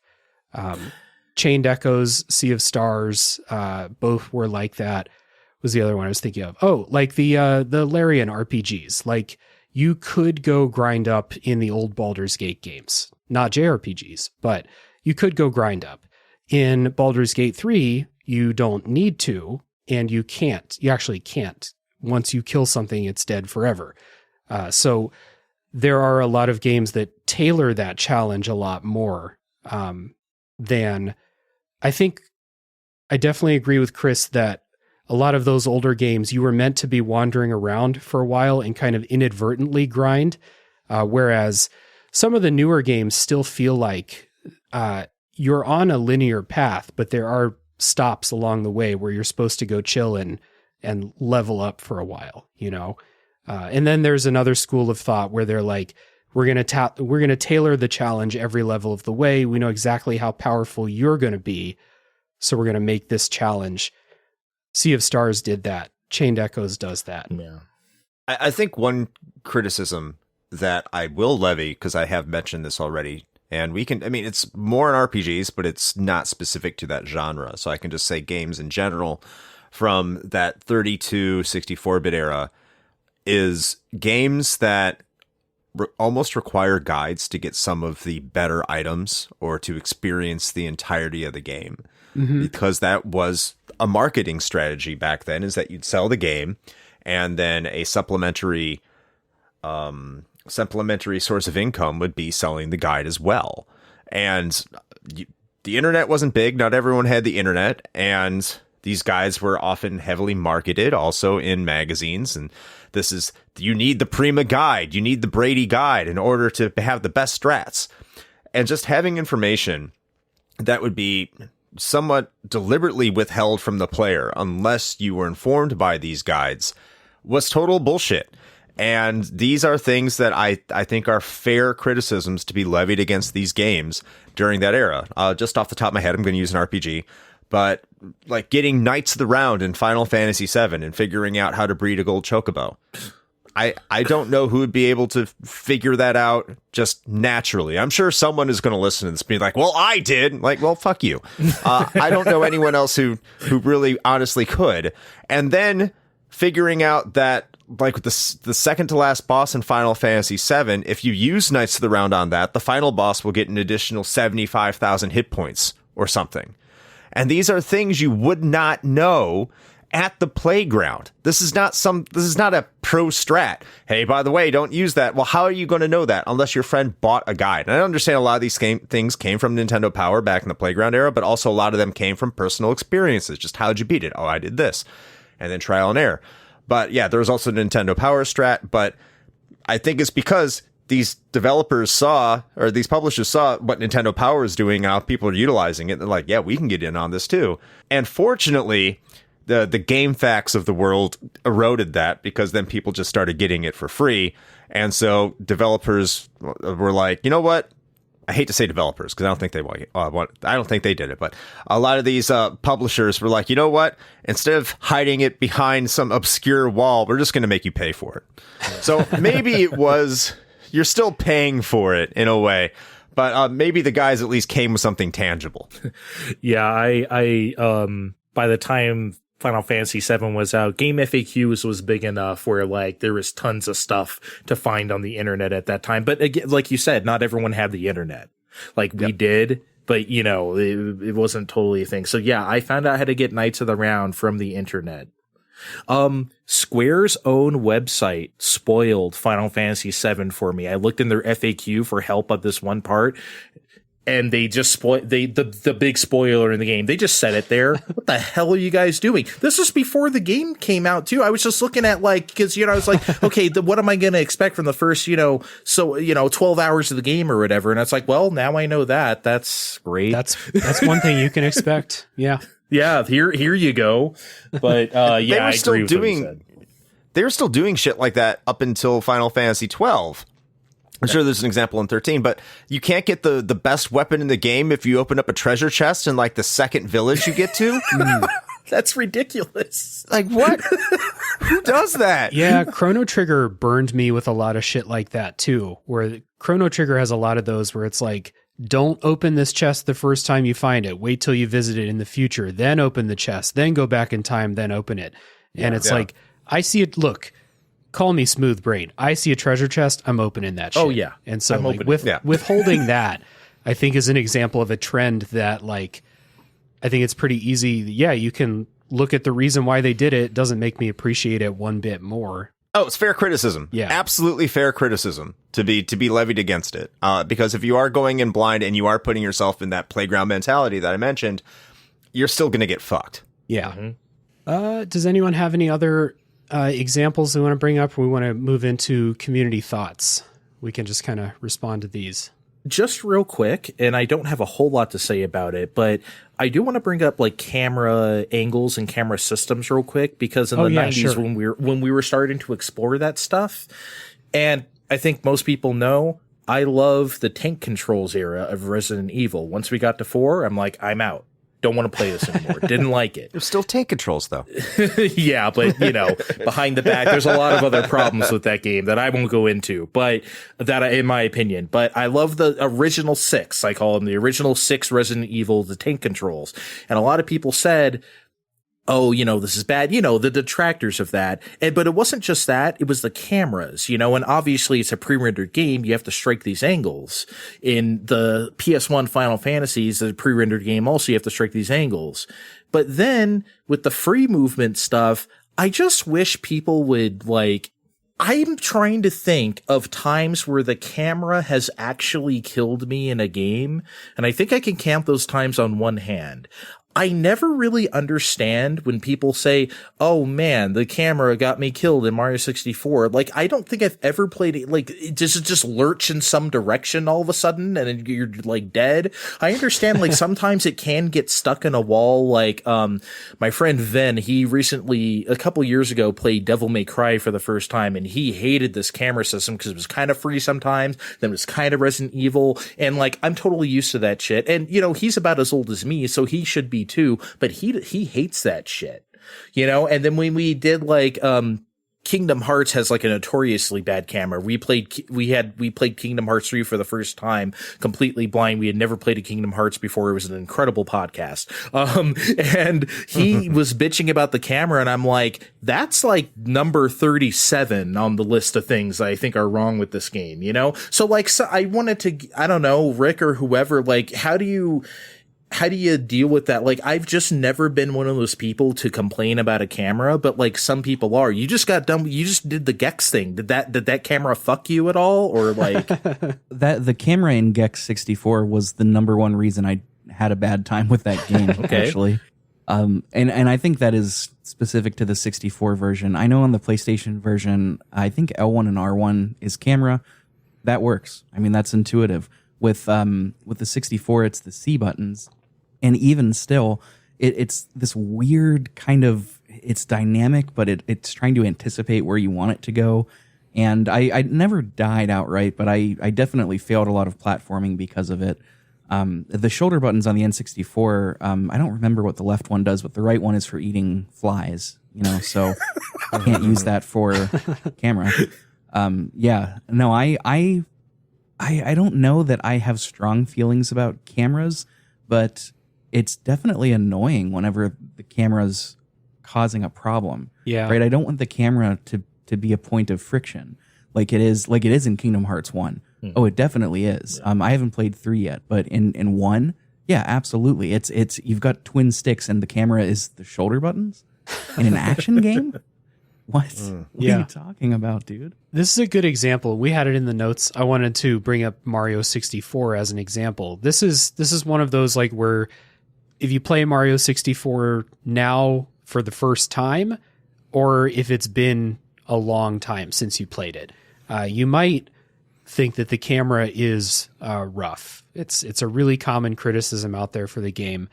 I personally can't identify with that because Mario 64 is a big part of my childhood. I know how to use the camera. It's not a big deal for me. But this was a time when they're figuring out 3D cameras in like a fully 3D game, 3D platformer. Move the camera around however you want.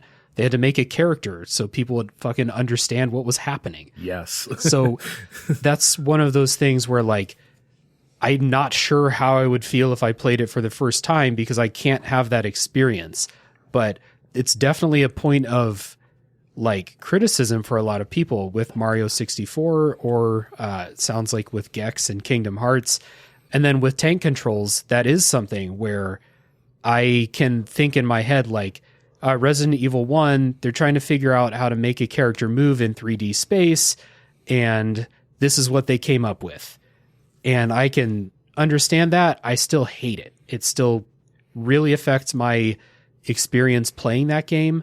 Same with Tomb Raider when I played that for the first time, although Tomb Raider's an easier game than the first Resident Evil game. I would say so, yeah. So it didn't bother me as much because the game's just a little bit easier. That's one where I can like take a step back and be like, oh, I understand what tank controls do. And like they, you know, it adds to the challenge of navigating the mansion in Resident Evil 1 to have tank controls. But, you know, when I played the remake for the GameCube, I turned the tank controls off the second I saw the option to in the menus, and I don't think it affected my experience adversely of playing the Resident Evil remake. I legitimately didn't even know you could do that. I don't think I've ever tried to do that. Wow. Yeah. Okay. I think you could turn them off in the N64 version of Resident Evil 2 as well. Wow. Did not know. So yeah, tank controls are another example of something where like if I'm like critiquing a game or something, like I can recognize why tank controls are a thing and why they persisted throughout the series for several games, even when they moved to 3D, like with RE4. Tank controls didn't bother me in RE4 because you're always pointing forward. You have that quick turn and stuff like that. Didn't bother me in that game. But that, like, this is to bring it back to like the greater topic, the Mario 64 camera or the tank controls or something where like, especially the tank controls, I can look at why they're there and understand the context at the time. People are figuring out how to make 3D games. Doesn't really make me enjoy it anymore. I'm not going to like say that Resident Evil 1 is a bad game because it has tank controls, but for me and my experience playing it, it certainly didn't help. I think what Dave said is kind of my feeling on a lot of the way that the cameras work from that era. I think that if you're a fan of games from that era and you're trying to get someone else to play a game from that time period and they're complaining about the camera, I think that's a completely valid complaint. That is going to be able to stop someone from getting into a game because cameras have changed so much. And I think cameras still struggle to get it right in a lot of instances, but cameras really failed to get much right until almost midway through the PS2 era. Mm-hmm. I remember playing God of War on PS2 and the camera at times was terrible, and I think that's fixed. Yeah, it's a fixed camera. It's not a free. Yeah. And there were times I'm like, I hate this camera. Same with God of War 2. And so even that late, they were still having issues with the camera. And that's just something that 3D games had to grow into, and maybe they're still growing into in a lot of instances. But I think that's an example of where games are learning and just getting into a new environment. This is kind of comparing a game like E.T.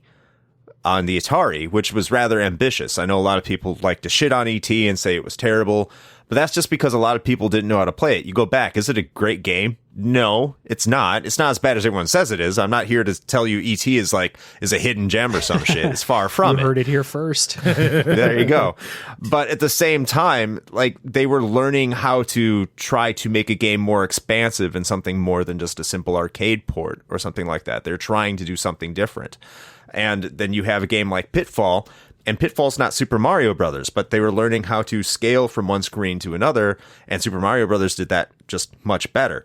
So what you have to, I think a lot of people have to understand, if you're fans of this era and people are like, the camera, I can't stand the fucking camera. I don't want to fight it. And sometimes it's not even that the camera is bad, but it's like I just said, it's fighting the camera and trying to make sure it gets to where you want it to be. Even though the camera might be where it thinks it needs to be, it's not where you want it to be. People don't want to deal with that. They do not want to deal with that at all. And so if you're looking back at that as a reviewer and someone who's trying to analyze these games, that does have to be something that I think you should communicate to the consumer of what you're trying to get out there, is that this camera can be abrasive to your experience and it may be a deal breaker. That is a perspective you're going to have to accept, because this is just something that, especially when games are getting into the 3D era, especially in those early games, developers just didn't know how to do 100% correct. And that's perfectly understandable. You know what I find funny about Mario 64 in particular is that if you try to move it in a certain direction, the game will just buzz you. And then it's like, well, why can't I do that? You know, because a new person might think like, why can't I do that? And it just like, it's such terrible feedback that it's hilarious now. You know, at the time I didn't think anything of it, Dave, but like thinking back on it, it's like, why are you buzzing me? I just want to move. You said I could move the camera wherever I want. I think that perspective is good. The idea that Chris threw out, that like, if you're in a position to evaluate a game there, you can have nuance in your critique of it. Like, you can say Mario 64 and games of that era are figuring out how to do this in real time. It doesn't make it perfect. Like, I don't have a lot of trouble with the Mario 64 camera, but it is kind of annoying sometimes. Like, you can mention that, and like the fact that they were learning in real time doesn't make it good, you know, objectively. But there is room for nuance, and to also say like, it's not good because they're literally doing it for the first time, like in industry, you know, someone had to be the first, and the first one's never going to be the best one. So there's room for both of those. The cameras are a really interesting example, I think.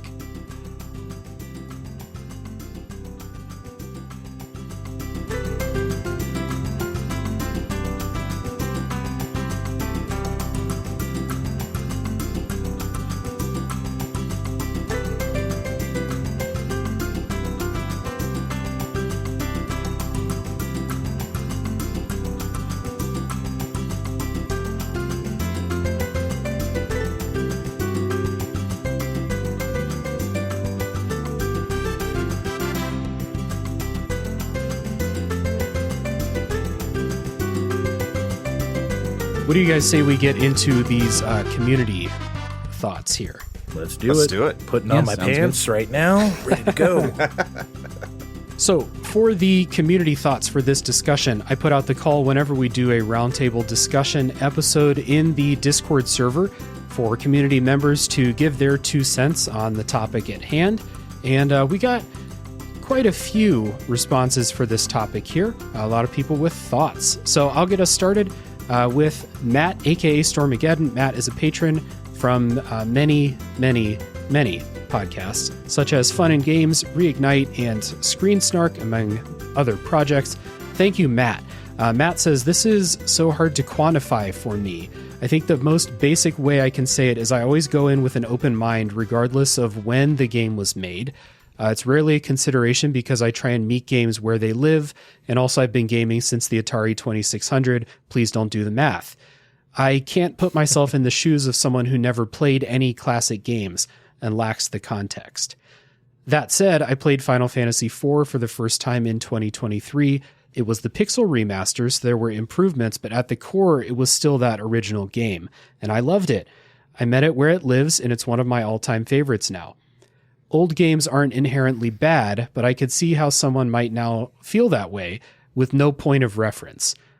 And then Matt adds, that said, anyone who plays Chrono Trigger, nostalgia or not, sees how incredible it is 9 times out of 10. So who knows?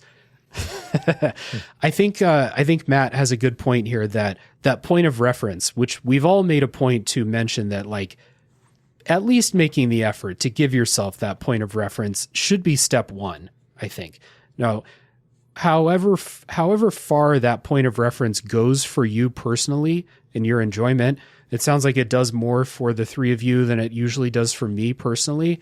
I think it was Rick, you said that you at least owe this piece of art that. You owe it to at least consider that reference point.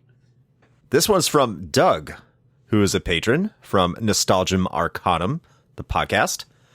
And Doug says, that sounds so official, I'm old enough that I can't play this game. The only games more retro than me are experimental things like Pong. It's weird to have that perspective on an entire medium. I'm practically there with you. I'm not Pong old, but I mean, like, you know, I was born in 82, so I've seen a lot of stuff, right? There ain't a whole lot that's older than me. Pac-Man, Galaxian.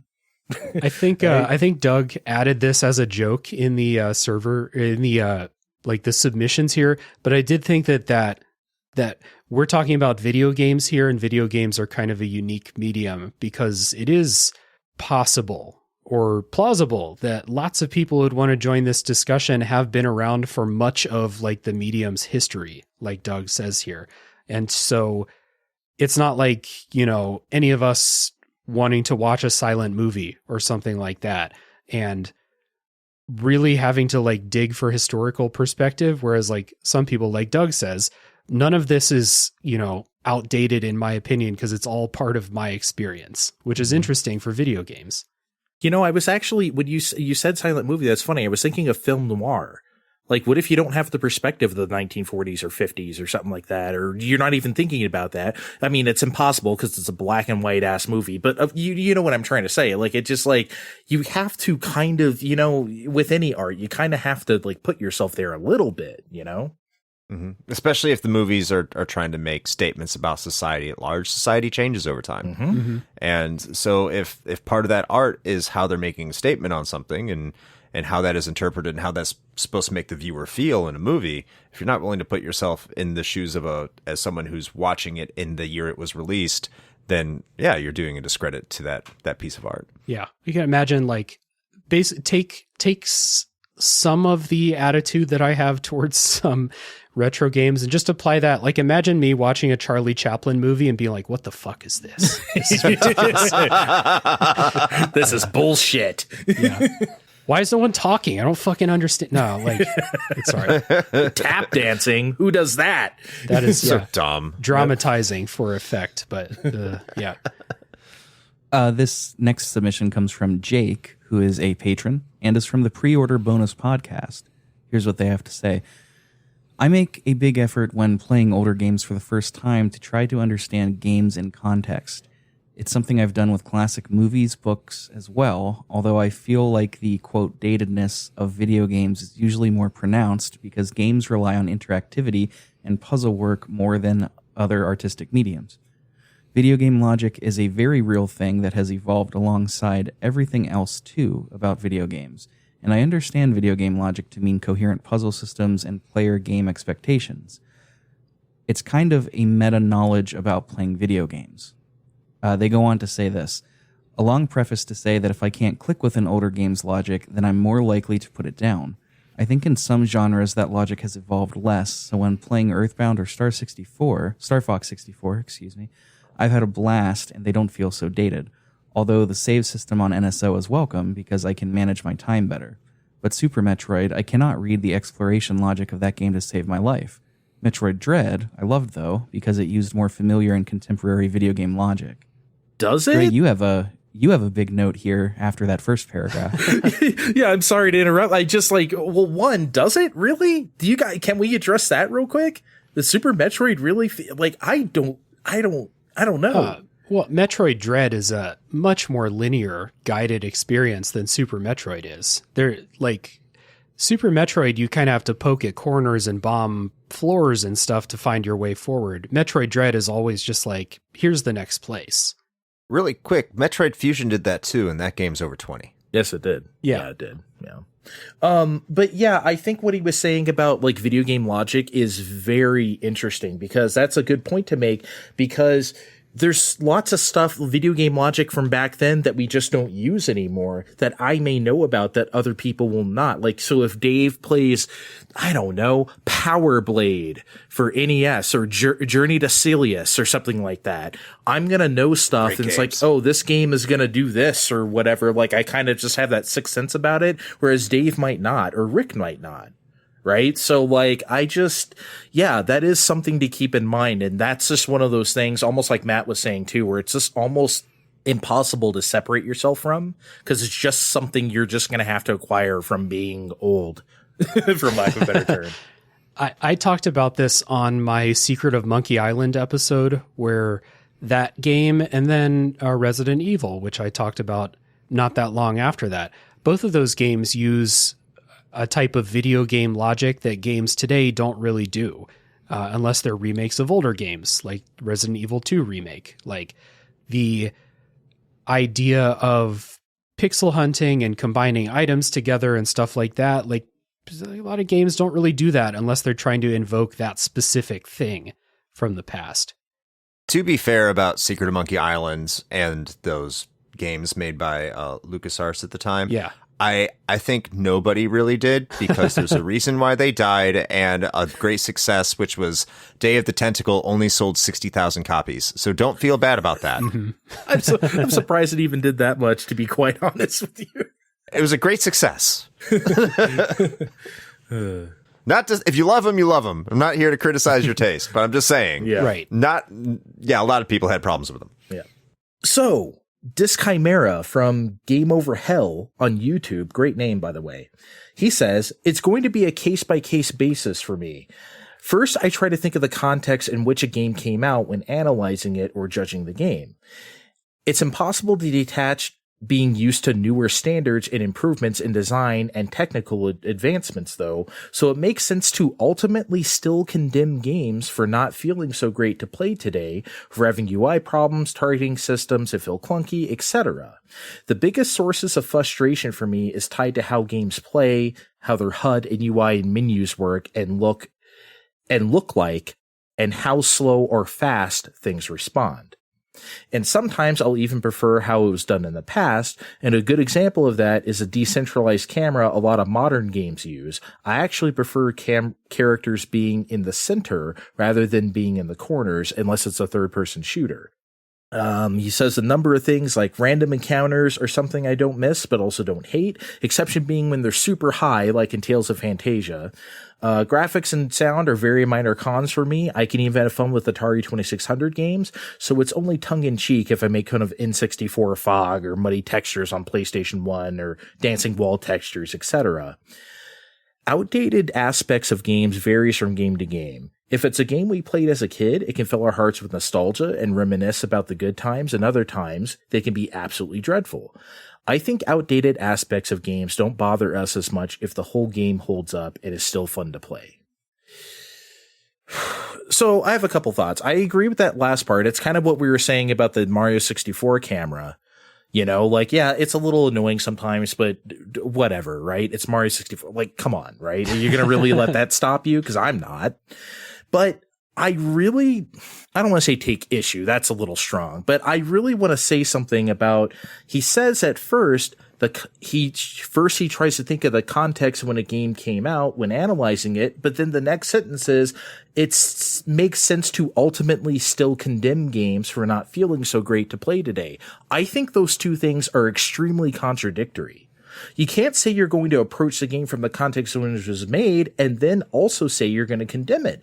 That just doesn't make any sense. I'm not saying you have to excuse a game because it's old, you know, but if you're not willing to, it's like we said, if you're not willing to like at least understand why something is the way it is, I don't think you're actually doing the thing you're claiming you're doing, in my opinion. With respect to Disc Chimera, this is exactly what I mean when I say judging older games through 2023 or 2024 lenses. It's just, you know, it's not always appropriate. I wonder if we're misinterpreting what Disc Chimera actually meant, though. Is that a possibility? Like, the way that I read this was at the beginning, like they said at the top, like they try and think of the context of when the game came out, which is what, you know, this, because I think Disc Chimera is coming at it with a pretty similar angle from me, where it's like, when you start playing, you can try to understand the context, but if a game feels like shit to play, it feels like shit to play. And it's okay to condemn a game for that. And I do think that, like, we are not experiencing games in a vacuum. I pick up a game from 1991. I can't disregard that I played a game from 2023 2 weeks ago. Like, that's part of my experience now. So I do understand the, like, you can try to approach it with the context of when a game came out, but you're not playing that game in a vacuum. And that, like, that's what I think Disc Chimera said when they said it's impossible to detach from newer things and newer experiences that you have. I think the ideal would be to detach yourself from that, but I agree with them that it is impossible for me to detach from that. So if I'm playing Rocket Knight Adventures, I can't detach from the fact that Shovel Knight was just as challenging, but way, way, way more friendly. So, like, I don't experience things in a vacuum. I think that's what they're getting at.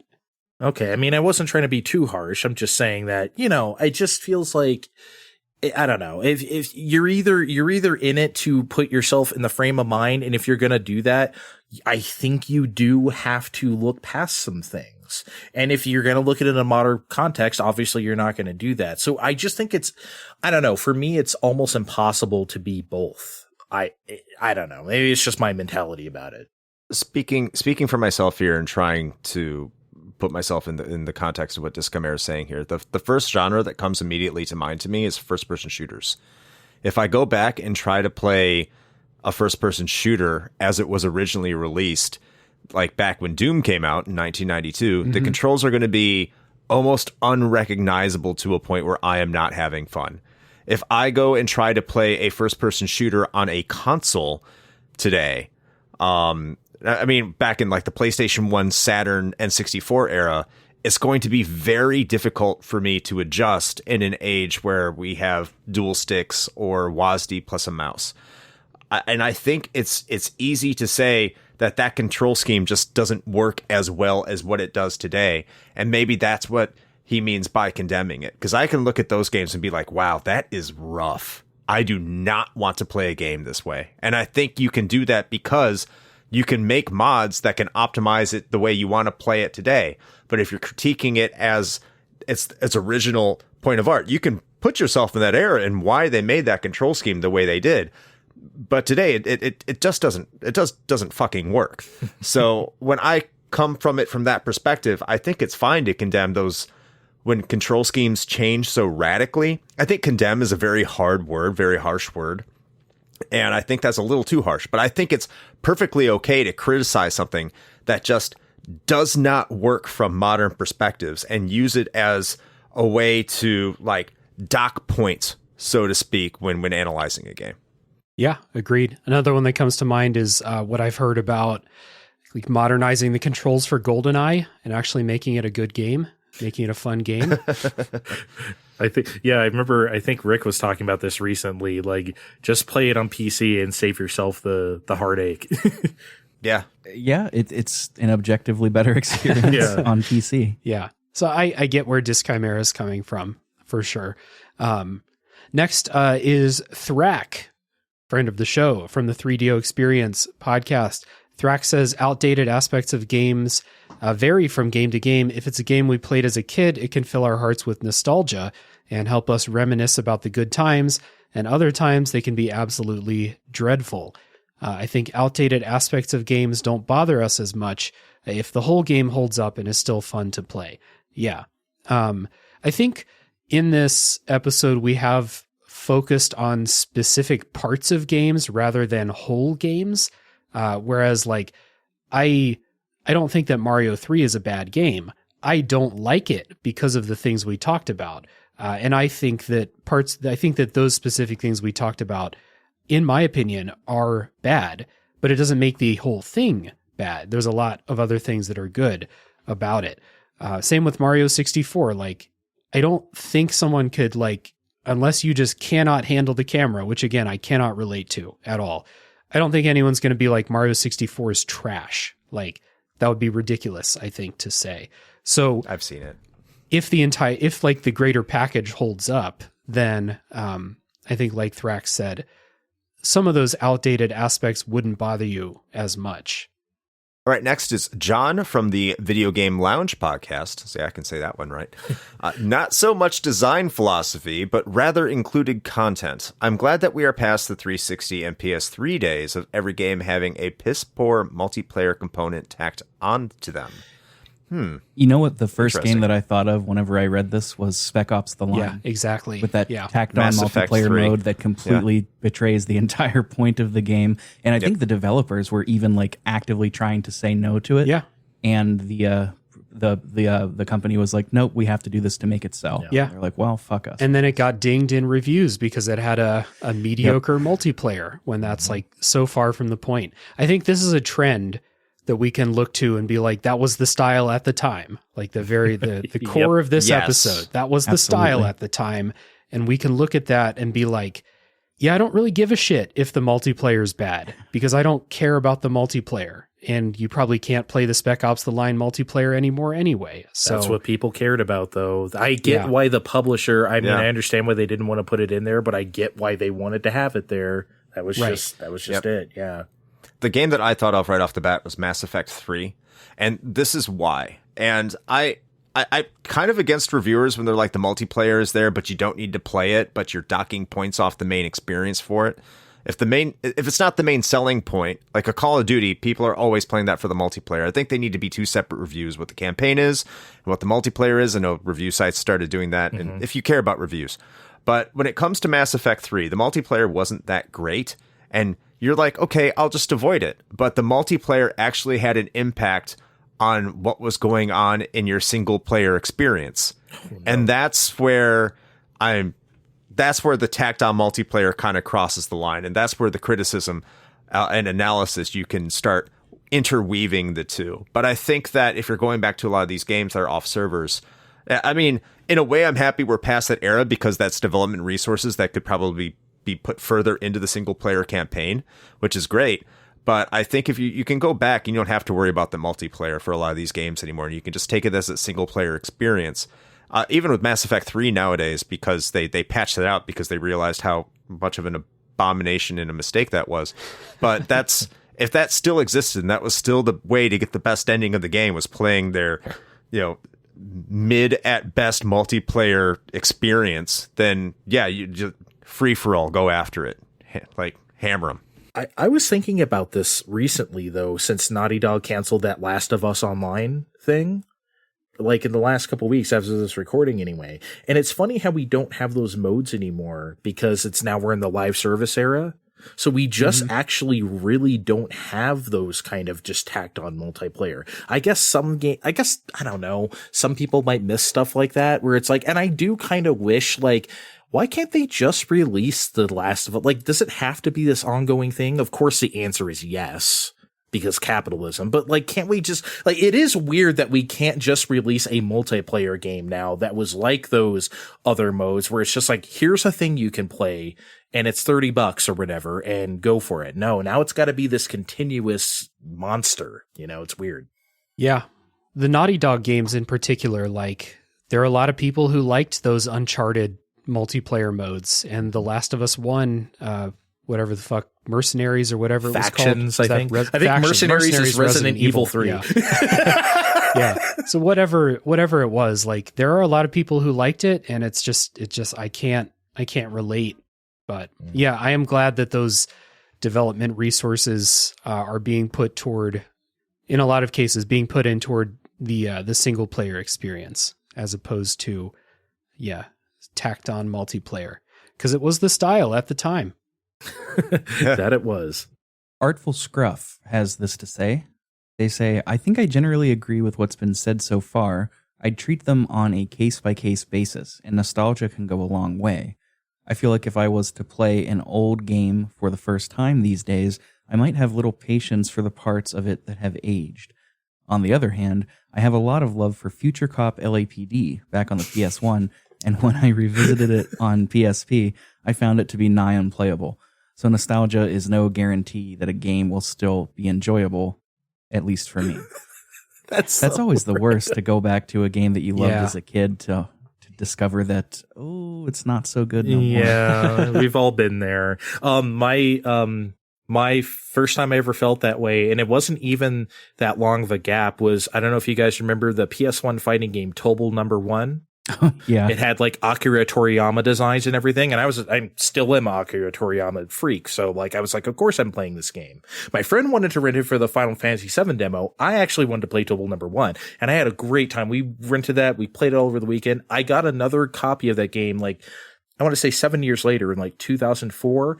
Trash. I have no idea how I played that game, man. And I like some really trash fighters sometimes. And I was like, oh my God, this sucks. And I'm like, okay, let's go to like the dungeon crawling mode. Maybe that's the part I really liked. Nope. Oh my God. I really don't understand how I played that game so much and loved it. But yeah, I think we all have our examples like that. Yeah, absolutely. The first time I went back and played GoldenEye 15 years later or whatever, I was like, ho. All right, we're going back to Mario Kart. Okay. I never liked GoldenEye from the jump. I shouldn't say I didn't like it. I always just thought it was like, all right. So I didn't really have that reaction to it, but I'm sure I would if I loved it back in the day. Mm. Yeah. So Pie Boy says, or submits rather, it really bothers me when age is used either as a shield against criticism or a cudgel to bash a game/mechanic. Age has really no bearing on something's quality. I try to approach games for what they are without any preconception, so obviously that's impossible, so I can try and evaluate what's there in front of me. However, this doesn't mean I think history and context should be ignored. Understanding how the game was expected to be engaged with at the time, what games came before and after, those sorts of details can help to understand a game's goals. While I can never put myself in the time and place a game came out, I can try to keep in mind as I play, even if ultimately how it plays now is all I can really experience. I just bounced off the first Dragon Quest, he says. I read a bit around the context, the Western RPGs it was inspired by, looked through the manual. Doing all this, I can see why certain decisions were made and how it could have been compelling at the time. None of this stops me from criticizing many of those decisions as bad game design or makes me enjoy it anymore, especially when you consider games like Final Fantasy came out in the years after and made big improvements to the formula, in my opinion. He goes on to say, understanding historical context can also work the opposite way. When an old game still holds up today, the fact that they managed to make something genuinely great in a time when fewer principles of game design were widely understood on very basic hardware becomes even more special. I was shocked playing Castlevania for the first time last year and discovering it's a brilliant game with a solid grasp of level and encounter design. Learning how much of a pioneer it was just makes it stand all the taller. To sum up, I think it's important and valuable to take the history of a game into account, but that shouldn't override any feelings you have playing it today. That's a lot. You got the long ones. That's a lot. Yeah. That's a lot. You got the long ones. I just want to point out that I love the first bullet point here that Pieboy sent when they said, it really bothers me when age is used either as a shield against criticism or as a cudgel to bash a game, to either say that it's okay because it's old or that it's bad because it's old is reductive in both scenarios. And like part of the reason I wanted to do this topic is because we can't just say that. We have to dig a little bit deeper. So I agree with that for sure. I agree with that on a principle as well, but I disagree that age has no bearing on certain aspects of something's quality. Graphics aging are a thing. Graphics, like that is a real thing, or sound quality. Now, you may prefer that, but these are real things that are limitations that existed, and the way they've aged looks different. Pre-rendered graphics are something I don't think has, quote, aged very well, specifically on 32-bit consoles and when they're put in 3D environments. I don't think it looks that good, but developers at the time thought it was an aesthetic choice that they liked, and there are probably still people out there that really like that aesthetic choice. Me. But when you look at the resolution and how it's presented, I think it's because of the limitations of the era and what they wanted to do with how they visioned it. And now in modern times, it really hasn't aged as well as it possibly could have. And this is even when you take old models, and even if you try to replicate it, like in Signalis, that game that we played together, those models, even though they're very reminiscent of a PS1 game or a Saturn game, they could not be duplicated on those systems because that age has affected the quality over time of what you expect to see and what you would deem good quality. Mm-hmm. So I do think aging does have its place in certain elements of games. I agree with what you said. I want to take it a little bit different direction, though, because I take issue with a couple things he said here. One of them being when fewer principles of game design were widely understood on very basic hardware. Maybe I'm reading this wrong. That feels a little bit like the they didn't know any better kind of thing sometimes people say about old games, which I almost always disagree with.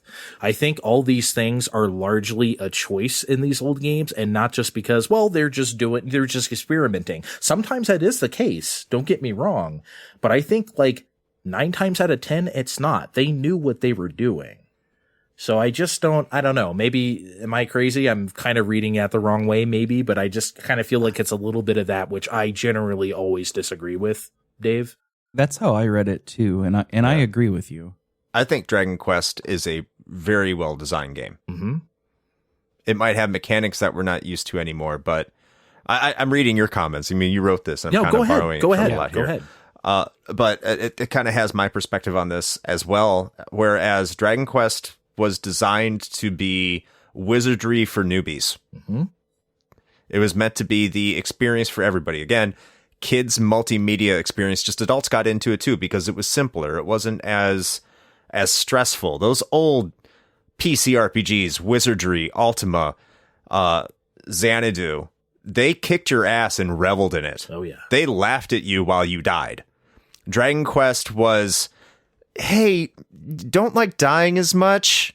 We got this for you. This is the easier, simpler way to play it while still giving you the true PC RPG experience. It's just, a little bit more accessible, a lot more accessible. So enjoy. And that's what Dragon Quest was. And it did it brilliantly, I thought. And I think it's a masterclass in an introductory RPG. I 100% agree with you, and I don't know what mechanics he's talking about in Dragon Quest, but if it's like a lot of people complain about the system where you bring up the menu and you have stuff like talk or look or stairs or whatever, search, and I just think it's like you said, it's an update and a simplification of the stuff that was going on PC. I mentioned PC-88 earlier. I am playing Xanadu on one of those 8 console releases right now. So like I'm going through it, you know, it's like, I understand exactly what you're talking about. And something like Dragon Quest is like so much easier than all that. And that was the point of it. And you have to have that context. I really do think you just can't go back and play a game like that without keeping that in mind. I just think it's really unfair if you don't. I think to the comment about like a time, quote, a time when fewer principles of game design were widely understood on basic hardware, I get that. Like, it's not to say that they're just doing what the fuck ever because, and like with no thought behind it, but there are games, and I can't speak to Castlevania. I guess Pieboy's using Castlevania as a good example of like a time when people are figuring it out. More so than it feels like they are now in a lot of, you know, modern games. Like people are trying new things, experimenting, but there's a lot that's been standardized at this point. Whereas like back then, there were a lot more new things that people were trying. And Castlevania is a good example here, but I bet there are lots of other examples where people are like, hey, let's try this weird idea we have. And it ends up sucking. Like, I think that that's kind of like what they're setting up. And then putting Castlevania as a good example there, where like they didn't have a lot to work with, but it's a rock solid game that they made. Yeah, I can get down with that. Yeah, it just felt like a little, yeah, you did experiment back then. Well, you know, like I said, I'm playing Xanadu right now on PC-88, and it's just like I just love seeing the history of it. You can see it, and nobody has to be told. You can see all the games in the future that this inspired and what it came from, its inspirations. And I love that. And again, you don't always have to have those contexts to enjoy something, or that they should be necessary. But like, I just don't think it was as loosey-goosey as probably intended, if that's what he was trying to say. So we did the episode last year on the show where it was a discussion about whether video games need to be fun. And one of the guests, I think it was Ryan, talked about how they enjoy playing games like from that historian's perspective, where it almost doesn't matter whether they enjoy the act of playing the game, the act of seeing the game and seeing the inspirations that you can then connect to things in the future that's the enjoyment of playing that. And it sounds like you're getting a lot of that from Xanadu. Yes, I am. And Hydlide, like I mentioned earlier. Absolutely. Because I'm such an East person. So it was so wild for me to like see that, you know, because I'd never played that game. I'm like, holy shit, this is incredible on that level, you know? So I enjoyed it. All right. We've got 2 more of the community submissions. The first one is from Alex from the First 5 channel on YouTube. Thank you for writing in, Alex. Alex says, I've been struggling so hard to work my way through Star Wars Knights of the Old Republic. I've tried playing it like 4 times in the past because it's such a classic and I've failed every time. But a big podcast started a run through of it, so I decided, hey, maybe this will be what finally gets me to finish it. Nope. 3 months later, I still haven't made it off Terrace, and that podcast is already almost done with the game. Alex says the culprit is the combat. Most of my energy is spent wrestling against the UI to accomplish this simple task. Ostensibly, I'm supposed to be fighting the Black Volcars, but all I'm fighting is the UI. The final nail for me is just how much of this I have to do. Combat, that is. KOTOR is mostly renowned for its storytelling, but there's so achingly little of it compared to this awful combat. In true ancient RPG fashion, you spend an hour wading through repetitive encounters just to get to a 5-minute conversation that actually advances the plot. Then it's back to wading through another hour of combat. If I'm here primarily for a good story, that's a terrible use of my time. I'm still banging my head against it little by little, but I doubt I'll actually finish it. I can't really relate to that with KOTOR. I don't, maybe it's because I played this game a long time ago and I just have that experience with it. I think the UI is pretty simplified in that game, but this was a very early attempt to move that type of RPG off of PCs and onto consoles, the Baldur's Gate type of RPG. So I get it was almost too simplified. I think we talked about that on Retro Hangover, Chris, about how KOTOR is very simplified compared to the stuff that directly preceded it. Yes. So, but I get if you're having trouble with stuff like UI or it is a dated style of combat. Not a lot of even new RPGs do combat like KOTOR does. If you're not able to get down with that, then you're going to have a hard time. And KOTOR has a notoriously slow start. So you'll make it off Terrace one of these days, Alex, and it does get better. It does. I think just to briefly interject, I'll try to be as brief as possible here. This goes back to kind of Disc Chimera's comment about condemning aspects of a game that don't really fit into today's gameplay style. If KOTOR, it has its clunkiness. It definitely does. That's not in line with a lot of stuff today. And the stuff that there are combat systems that are similar that do it much better today. So going back to it, it's going to be clunky and it's still trying to accomplish the same thing. And it still goes to the aging thing. There's a lot of novel ideas that were still coming out and trying to get the D&D formula and mechanics into a video game and being properly representative. And they figured it out a lot better since then. So I going back to those two previous comments, I think that really could apply to KOTOR, and I understand what they're talking about. I am a notorious BioWare hater. So I totally I just can't do it. I've tried Jade Empire. I was miserable. I tried the first Mass Effect. It's just not for me. Right. So I do understand what he's talking about. I have not played KOTOR, but I totally get the janky stuff. Memories of Jade Empire just came flooding back to my, to my head while I was just, so yeah, I understand him just cause I don't like those kind of games. So I'm unable to evaluate them, but I get what he's saying. Mm-hmm. All right, next is Adam from the Revival and Extinction podcast. And Adam says, mine may be a bit of a unique experience, but over 2023, I played the Super Nintendo versions of the first 3 Dragon Quests. They were definitely experiences throughout this that just screamed late 80, early 90 JRPG with its mechanics, such as being only able to save on the world map, fast travel costing magic, having to pay at an inn to heal, ever-increasing and often frustrating experience point curves to level up with slow battle and forced grinding mechanics. What helped me progress was the charm of the story. I had no experience with the series prior to this year, and playing it the way I did, not on original hardware. The only extra function I used was speed up, but this turned an abhorrent mechanic of grinding into a backwards brain secondary task, which ended up being quite a cathartic exercise, which I looked forward to in my playthroughs.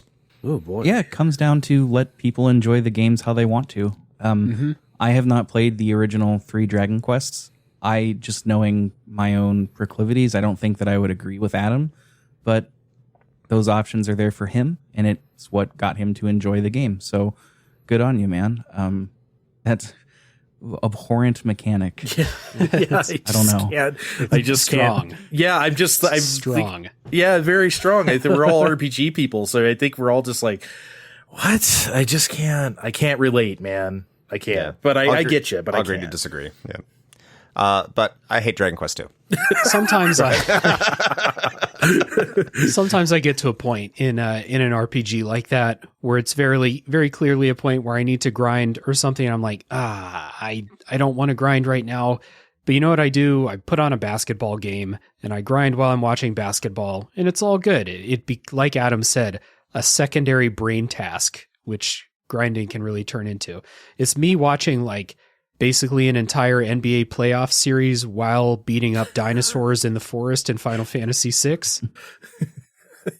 It's like, yeah, sure, I'll watch the 2009 AL Central tiebreaker game again or something while I do this. Yes, I have Exactly. done that. So that is all of our community submissions for this episode. I'd like to thank everyone who took the time to write in with your thoughts. Much appreciated. As always, lots of smart people hanging out over in the Tube Discord server. So this will be the plug for this episode. If you would like to take part in future discussion episodes like this and also be a part of a community full of cool people, everyone's wearing sunglasses. It's a very cool place. You can join the Discord server. There's an invite link down in the show notes. So to wrap up this episode, I think we can just kind of give some final thoughts on the topic after the discussion that we had and then hearing the community submissions here. So, Andre, you wrote something in the notes, so I'm going to kick to you first to give the rest of us a chance to collect our thoughts. All right. Well, I think Matt, they said it best, where meet the game where it's at. I just think that's the most fair thing to do. And I think I was going to say irresponsible if you don't, but I mean, that sounds a little strong, but I think you get what I mean. I just really think that's the fairest thing to do. Just play the game on its terms, not the terms of today or the expectations of today, but the terms of the time in which it was made the best you can. Because I believe that's the only fair way to approach anything, whether it's from 1984 or 2024. It's like, try your best. If you're one of those people who get annoyed by this old system and that old system, try your best to not ask why isn't the game doing this or that, but ask yourself why it's doing the things it is doing. Okay, why did they only give you 3 continues? Right? Sometimes it is because they're dicks, right? Sometimes that is the answer, but sometimes it's not. There's a reason why you can't continue in Star Fox or Panzer Dragoon or like most rail shooters, right? There's a reason why. So like, kind of ask yourself, why is the game designed this way? Instead of being frustrated at it. And it's fine to be frustrated, but try to play the game on its terms instead of your terms. And I feel like you will come away with a much better, maybe you still won't like the game, but you'll come away with a much better understanding of things. Yeah, I agree wholeheartedly. I really do. Meeting a game where it's at is critically important. You can't go into an experience expecting one thing and then getting upset when you don't get that if the experience is completely different. I will say, I think it's important to play a game. I think there is a balance to be struck. I think you should play a game on your own terms, if that's using save states, for example, on a Nintendo Switch Online subscription. If that's the tipping point for you and without them you're not going to play it, well, I mean, make the decision. Don't play it or use save states, and that's fine. But the responsibility of looking through 2024 goggles into a 1999 game, you need to use it. You need to use it with caution, because then what happens is you play Metroid and you say, well, I'm just backtracking all the time. This sucks. It's like, well, yeah, that's, you're not meeting the game on its own terms. That's largely where I lie. That's where I still lie. Yeah, I don't think I have much more to add that hasn't already been said by one of us or one of the contributors, to be honest. Mm-hmm. I hate Metroid. I think it's a bad game. But I think and you there's... say that in front of a known Metroidvania lover, Andre. Oh my God. I physically cringed. Did you see that? Oh my God. I literally recoiled from that. You activate his activation phrase right there. His eyes turned red. Yeah, I was going to say. Sorry. I do love Metroidvanias. Chris. I just hate Metroid. But I think what I'm trying to say here is people are going to like what they're going to like. And whether or not you want to have the context or not, because not everyone has to go into a game expecting to have the context. That's not something everyone is going to want to do. Sometimes people are just going to sit down and they're going to play a game. And maybe because that game was recommended to them by a friend, because that friend really likes that game, or they just stumbled upon it and have heard a bunch of noise about how old games were better back in the day.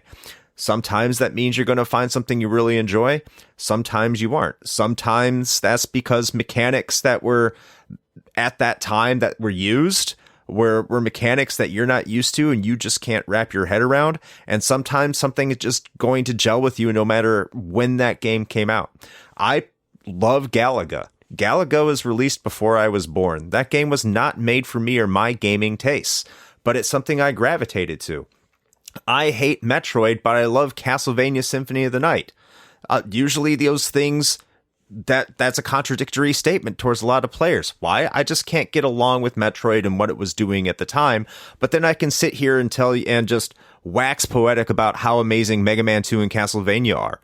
So not everything is going to just ring with everybody. And I think that's the brilliance of gaming, whether that be today, whether that be from the NES, or whether it be in any piece of art or media. It's just something we all kind of have to accept. And any criticism is really valid. And you can make that criticism while also recognizing of what advances these pieces of media, what these pieces of gaming did at the time. It doesn't mean you have to like it. So if you go back and you play something and you don't like it, that's fine. If you love it, that's great. But always keep the discussion open, always be willing to listen, and try to understand why that game might be important or enjoyable to somebody else, and provide your own context in how that game might inform some of the games you love today, especially if it's within the same genre. This is something we all share, this is something we can all love, and this is something that we can all communicate about and build and grow and help this art form grow as well. So that's where I'll leave it there, and just enjoy the games the way you want to enjoy them. Amen. I think that for me personally, like the takeaway, and like I think a lot of us came into this episode and then came out with basically the same ideas, but you know, we got into some good discussion along the way there with our examples and community submissions. Like I still, obviously the value of putting yourself in like the historical context, or at least trying to understand it going in. This is actually, like, I'll say this. If you are just playing a game and just playing it, seeing if you like it or not, I don't really think that you need to go read about the historical context or ask somebody about it if you're just someone playing a game, seeing if you like it or not. If you are going to evaluate a game and put out a podcast or make a YouTube video or write a review or something like that, then I do think you do have a bit of responsibility to try and understand a little bit of historical context in that way. So I still think that it's okay to have that historical context and then go on to criticize things in those games, even if the historical context makes sense. It doesn't mean that it's good. It just means you know the historical context for it. I think that's where I'm coming out of it. But at the same time, sometimes that context is valuable and will kind of take the edge off of some of those things. Sometimes it doesn't. Sometimes it will. So I think that I agree with what everyone has basically said here, that that is important to try and put yourself in that time to understand if the purpose of what you're doing is evaluating something. You would not, again, that Charlie Chaplin example, you would, if you're going to review a movie like that, you would need to understand why things were the way they were. Mm-hmm. You wouldn't just go into that completely blind and then wonder why no one's talking. So, yeah, this has been a fun discussion here, and we went longer than I thought we would, but should not have been a surprise to me. Number one, it's this show, as Chris said before we started recording, but also having three people with great opinions and stuff with me here leads to good discussion that we don't want to end, or at least I don't want to. I don't want to put words in your mouths. So I hated it. As people with good opinions, you all happen to have your own projects that you work on, podcasts and stuff like that. So it is time for plugs. Rick, I will kick to you first to tell the people about Pixel Project Radio and what's been going on the show lately. Of course. So as Dave said, I'm the host of Pixel Project Radio. It's a video game discussions podcast. We analyze games, we play through them, and do story beat analysis. Occasionally do topic episodes that are related to games, such as difficulty or a specific composer's music. Lately, we just finished up a big 3-part series on Lost Odyssey, as well as covered Gex 64, which was a time and a half. And we're moving into 2024, bright-eyed and bushy-tailed.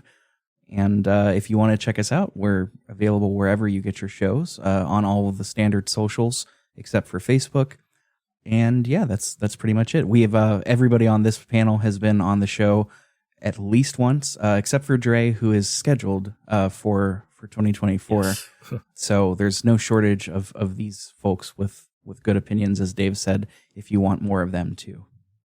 Awesome. And Andre, tell the people about Find Time. Oh man, just a little thing I do. Find Time. It's a good old video game podcast I do with my two friends, Steve and Kevin. The three of us just sit around and talk shit. Whatever we're playing, that's what we're talking about. Whether it could be something brand new, like Spider-Man 2. It could be something very old, like High Glide for PC-88. You know, like whatever we're into at that moment, that's what we're going to talk about. And, you know, we cover industry stuff. We love, oh my God, we can't wait to talk about these Insomniac leaks. Holy shit.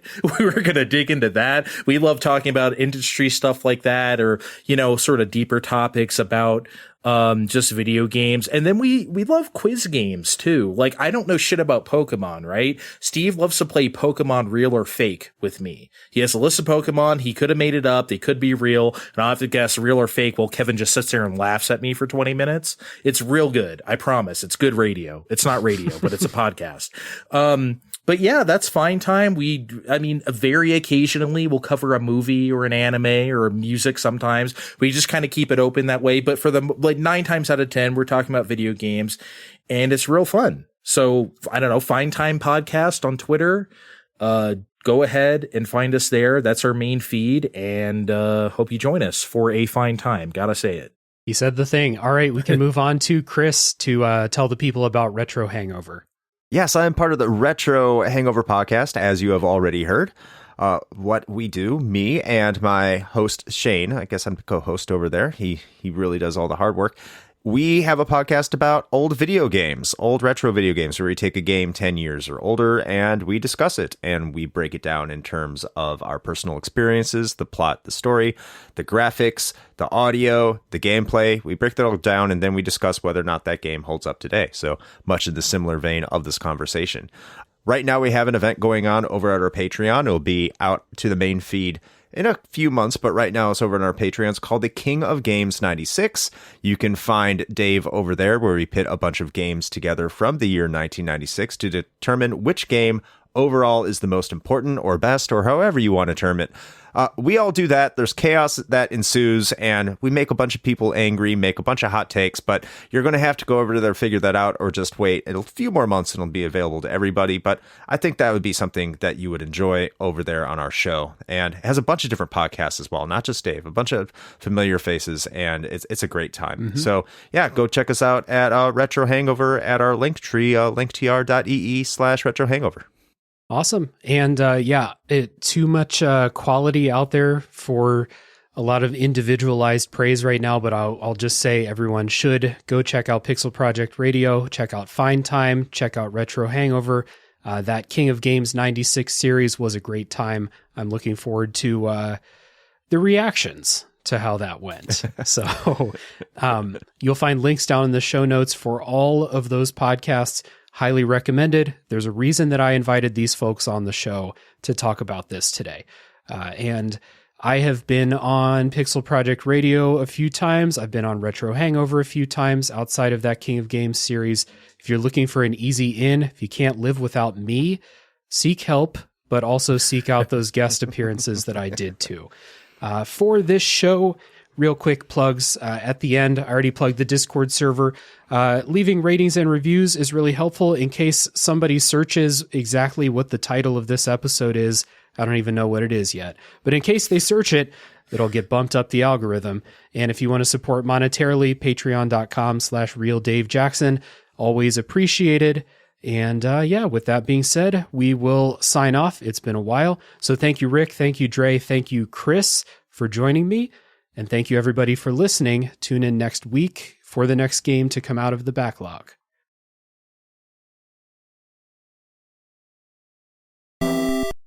Bye.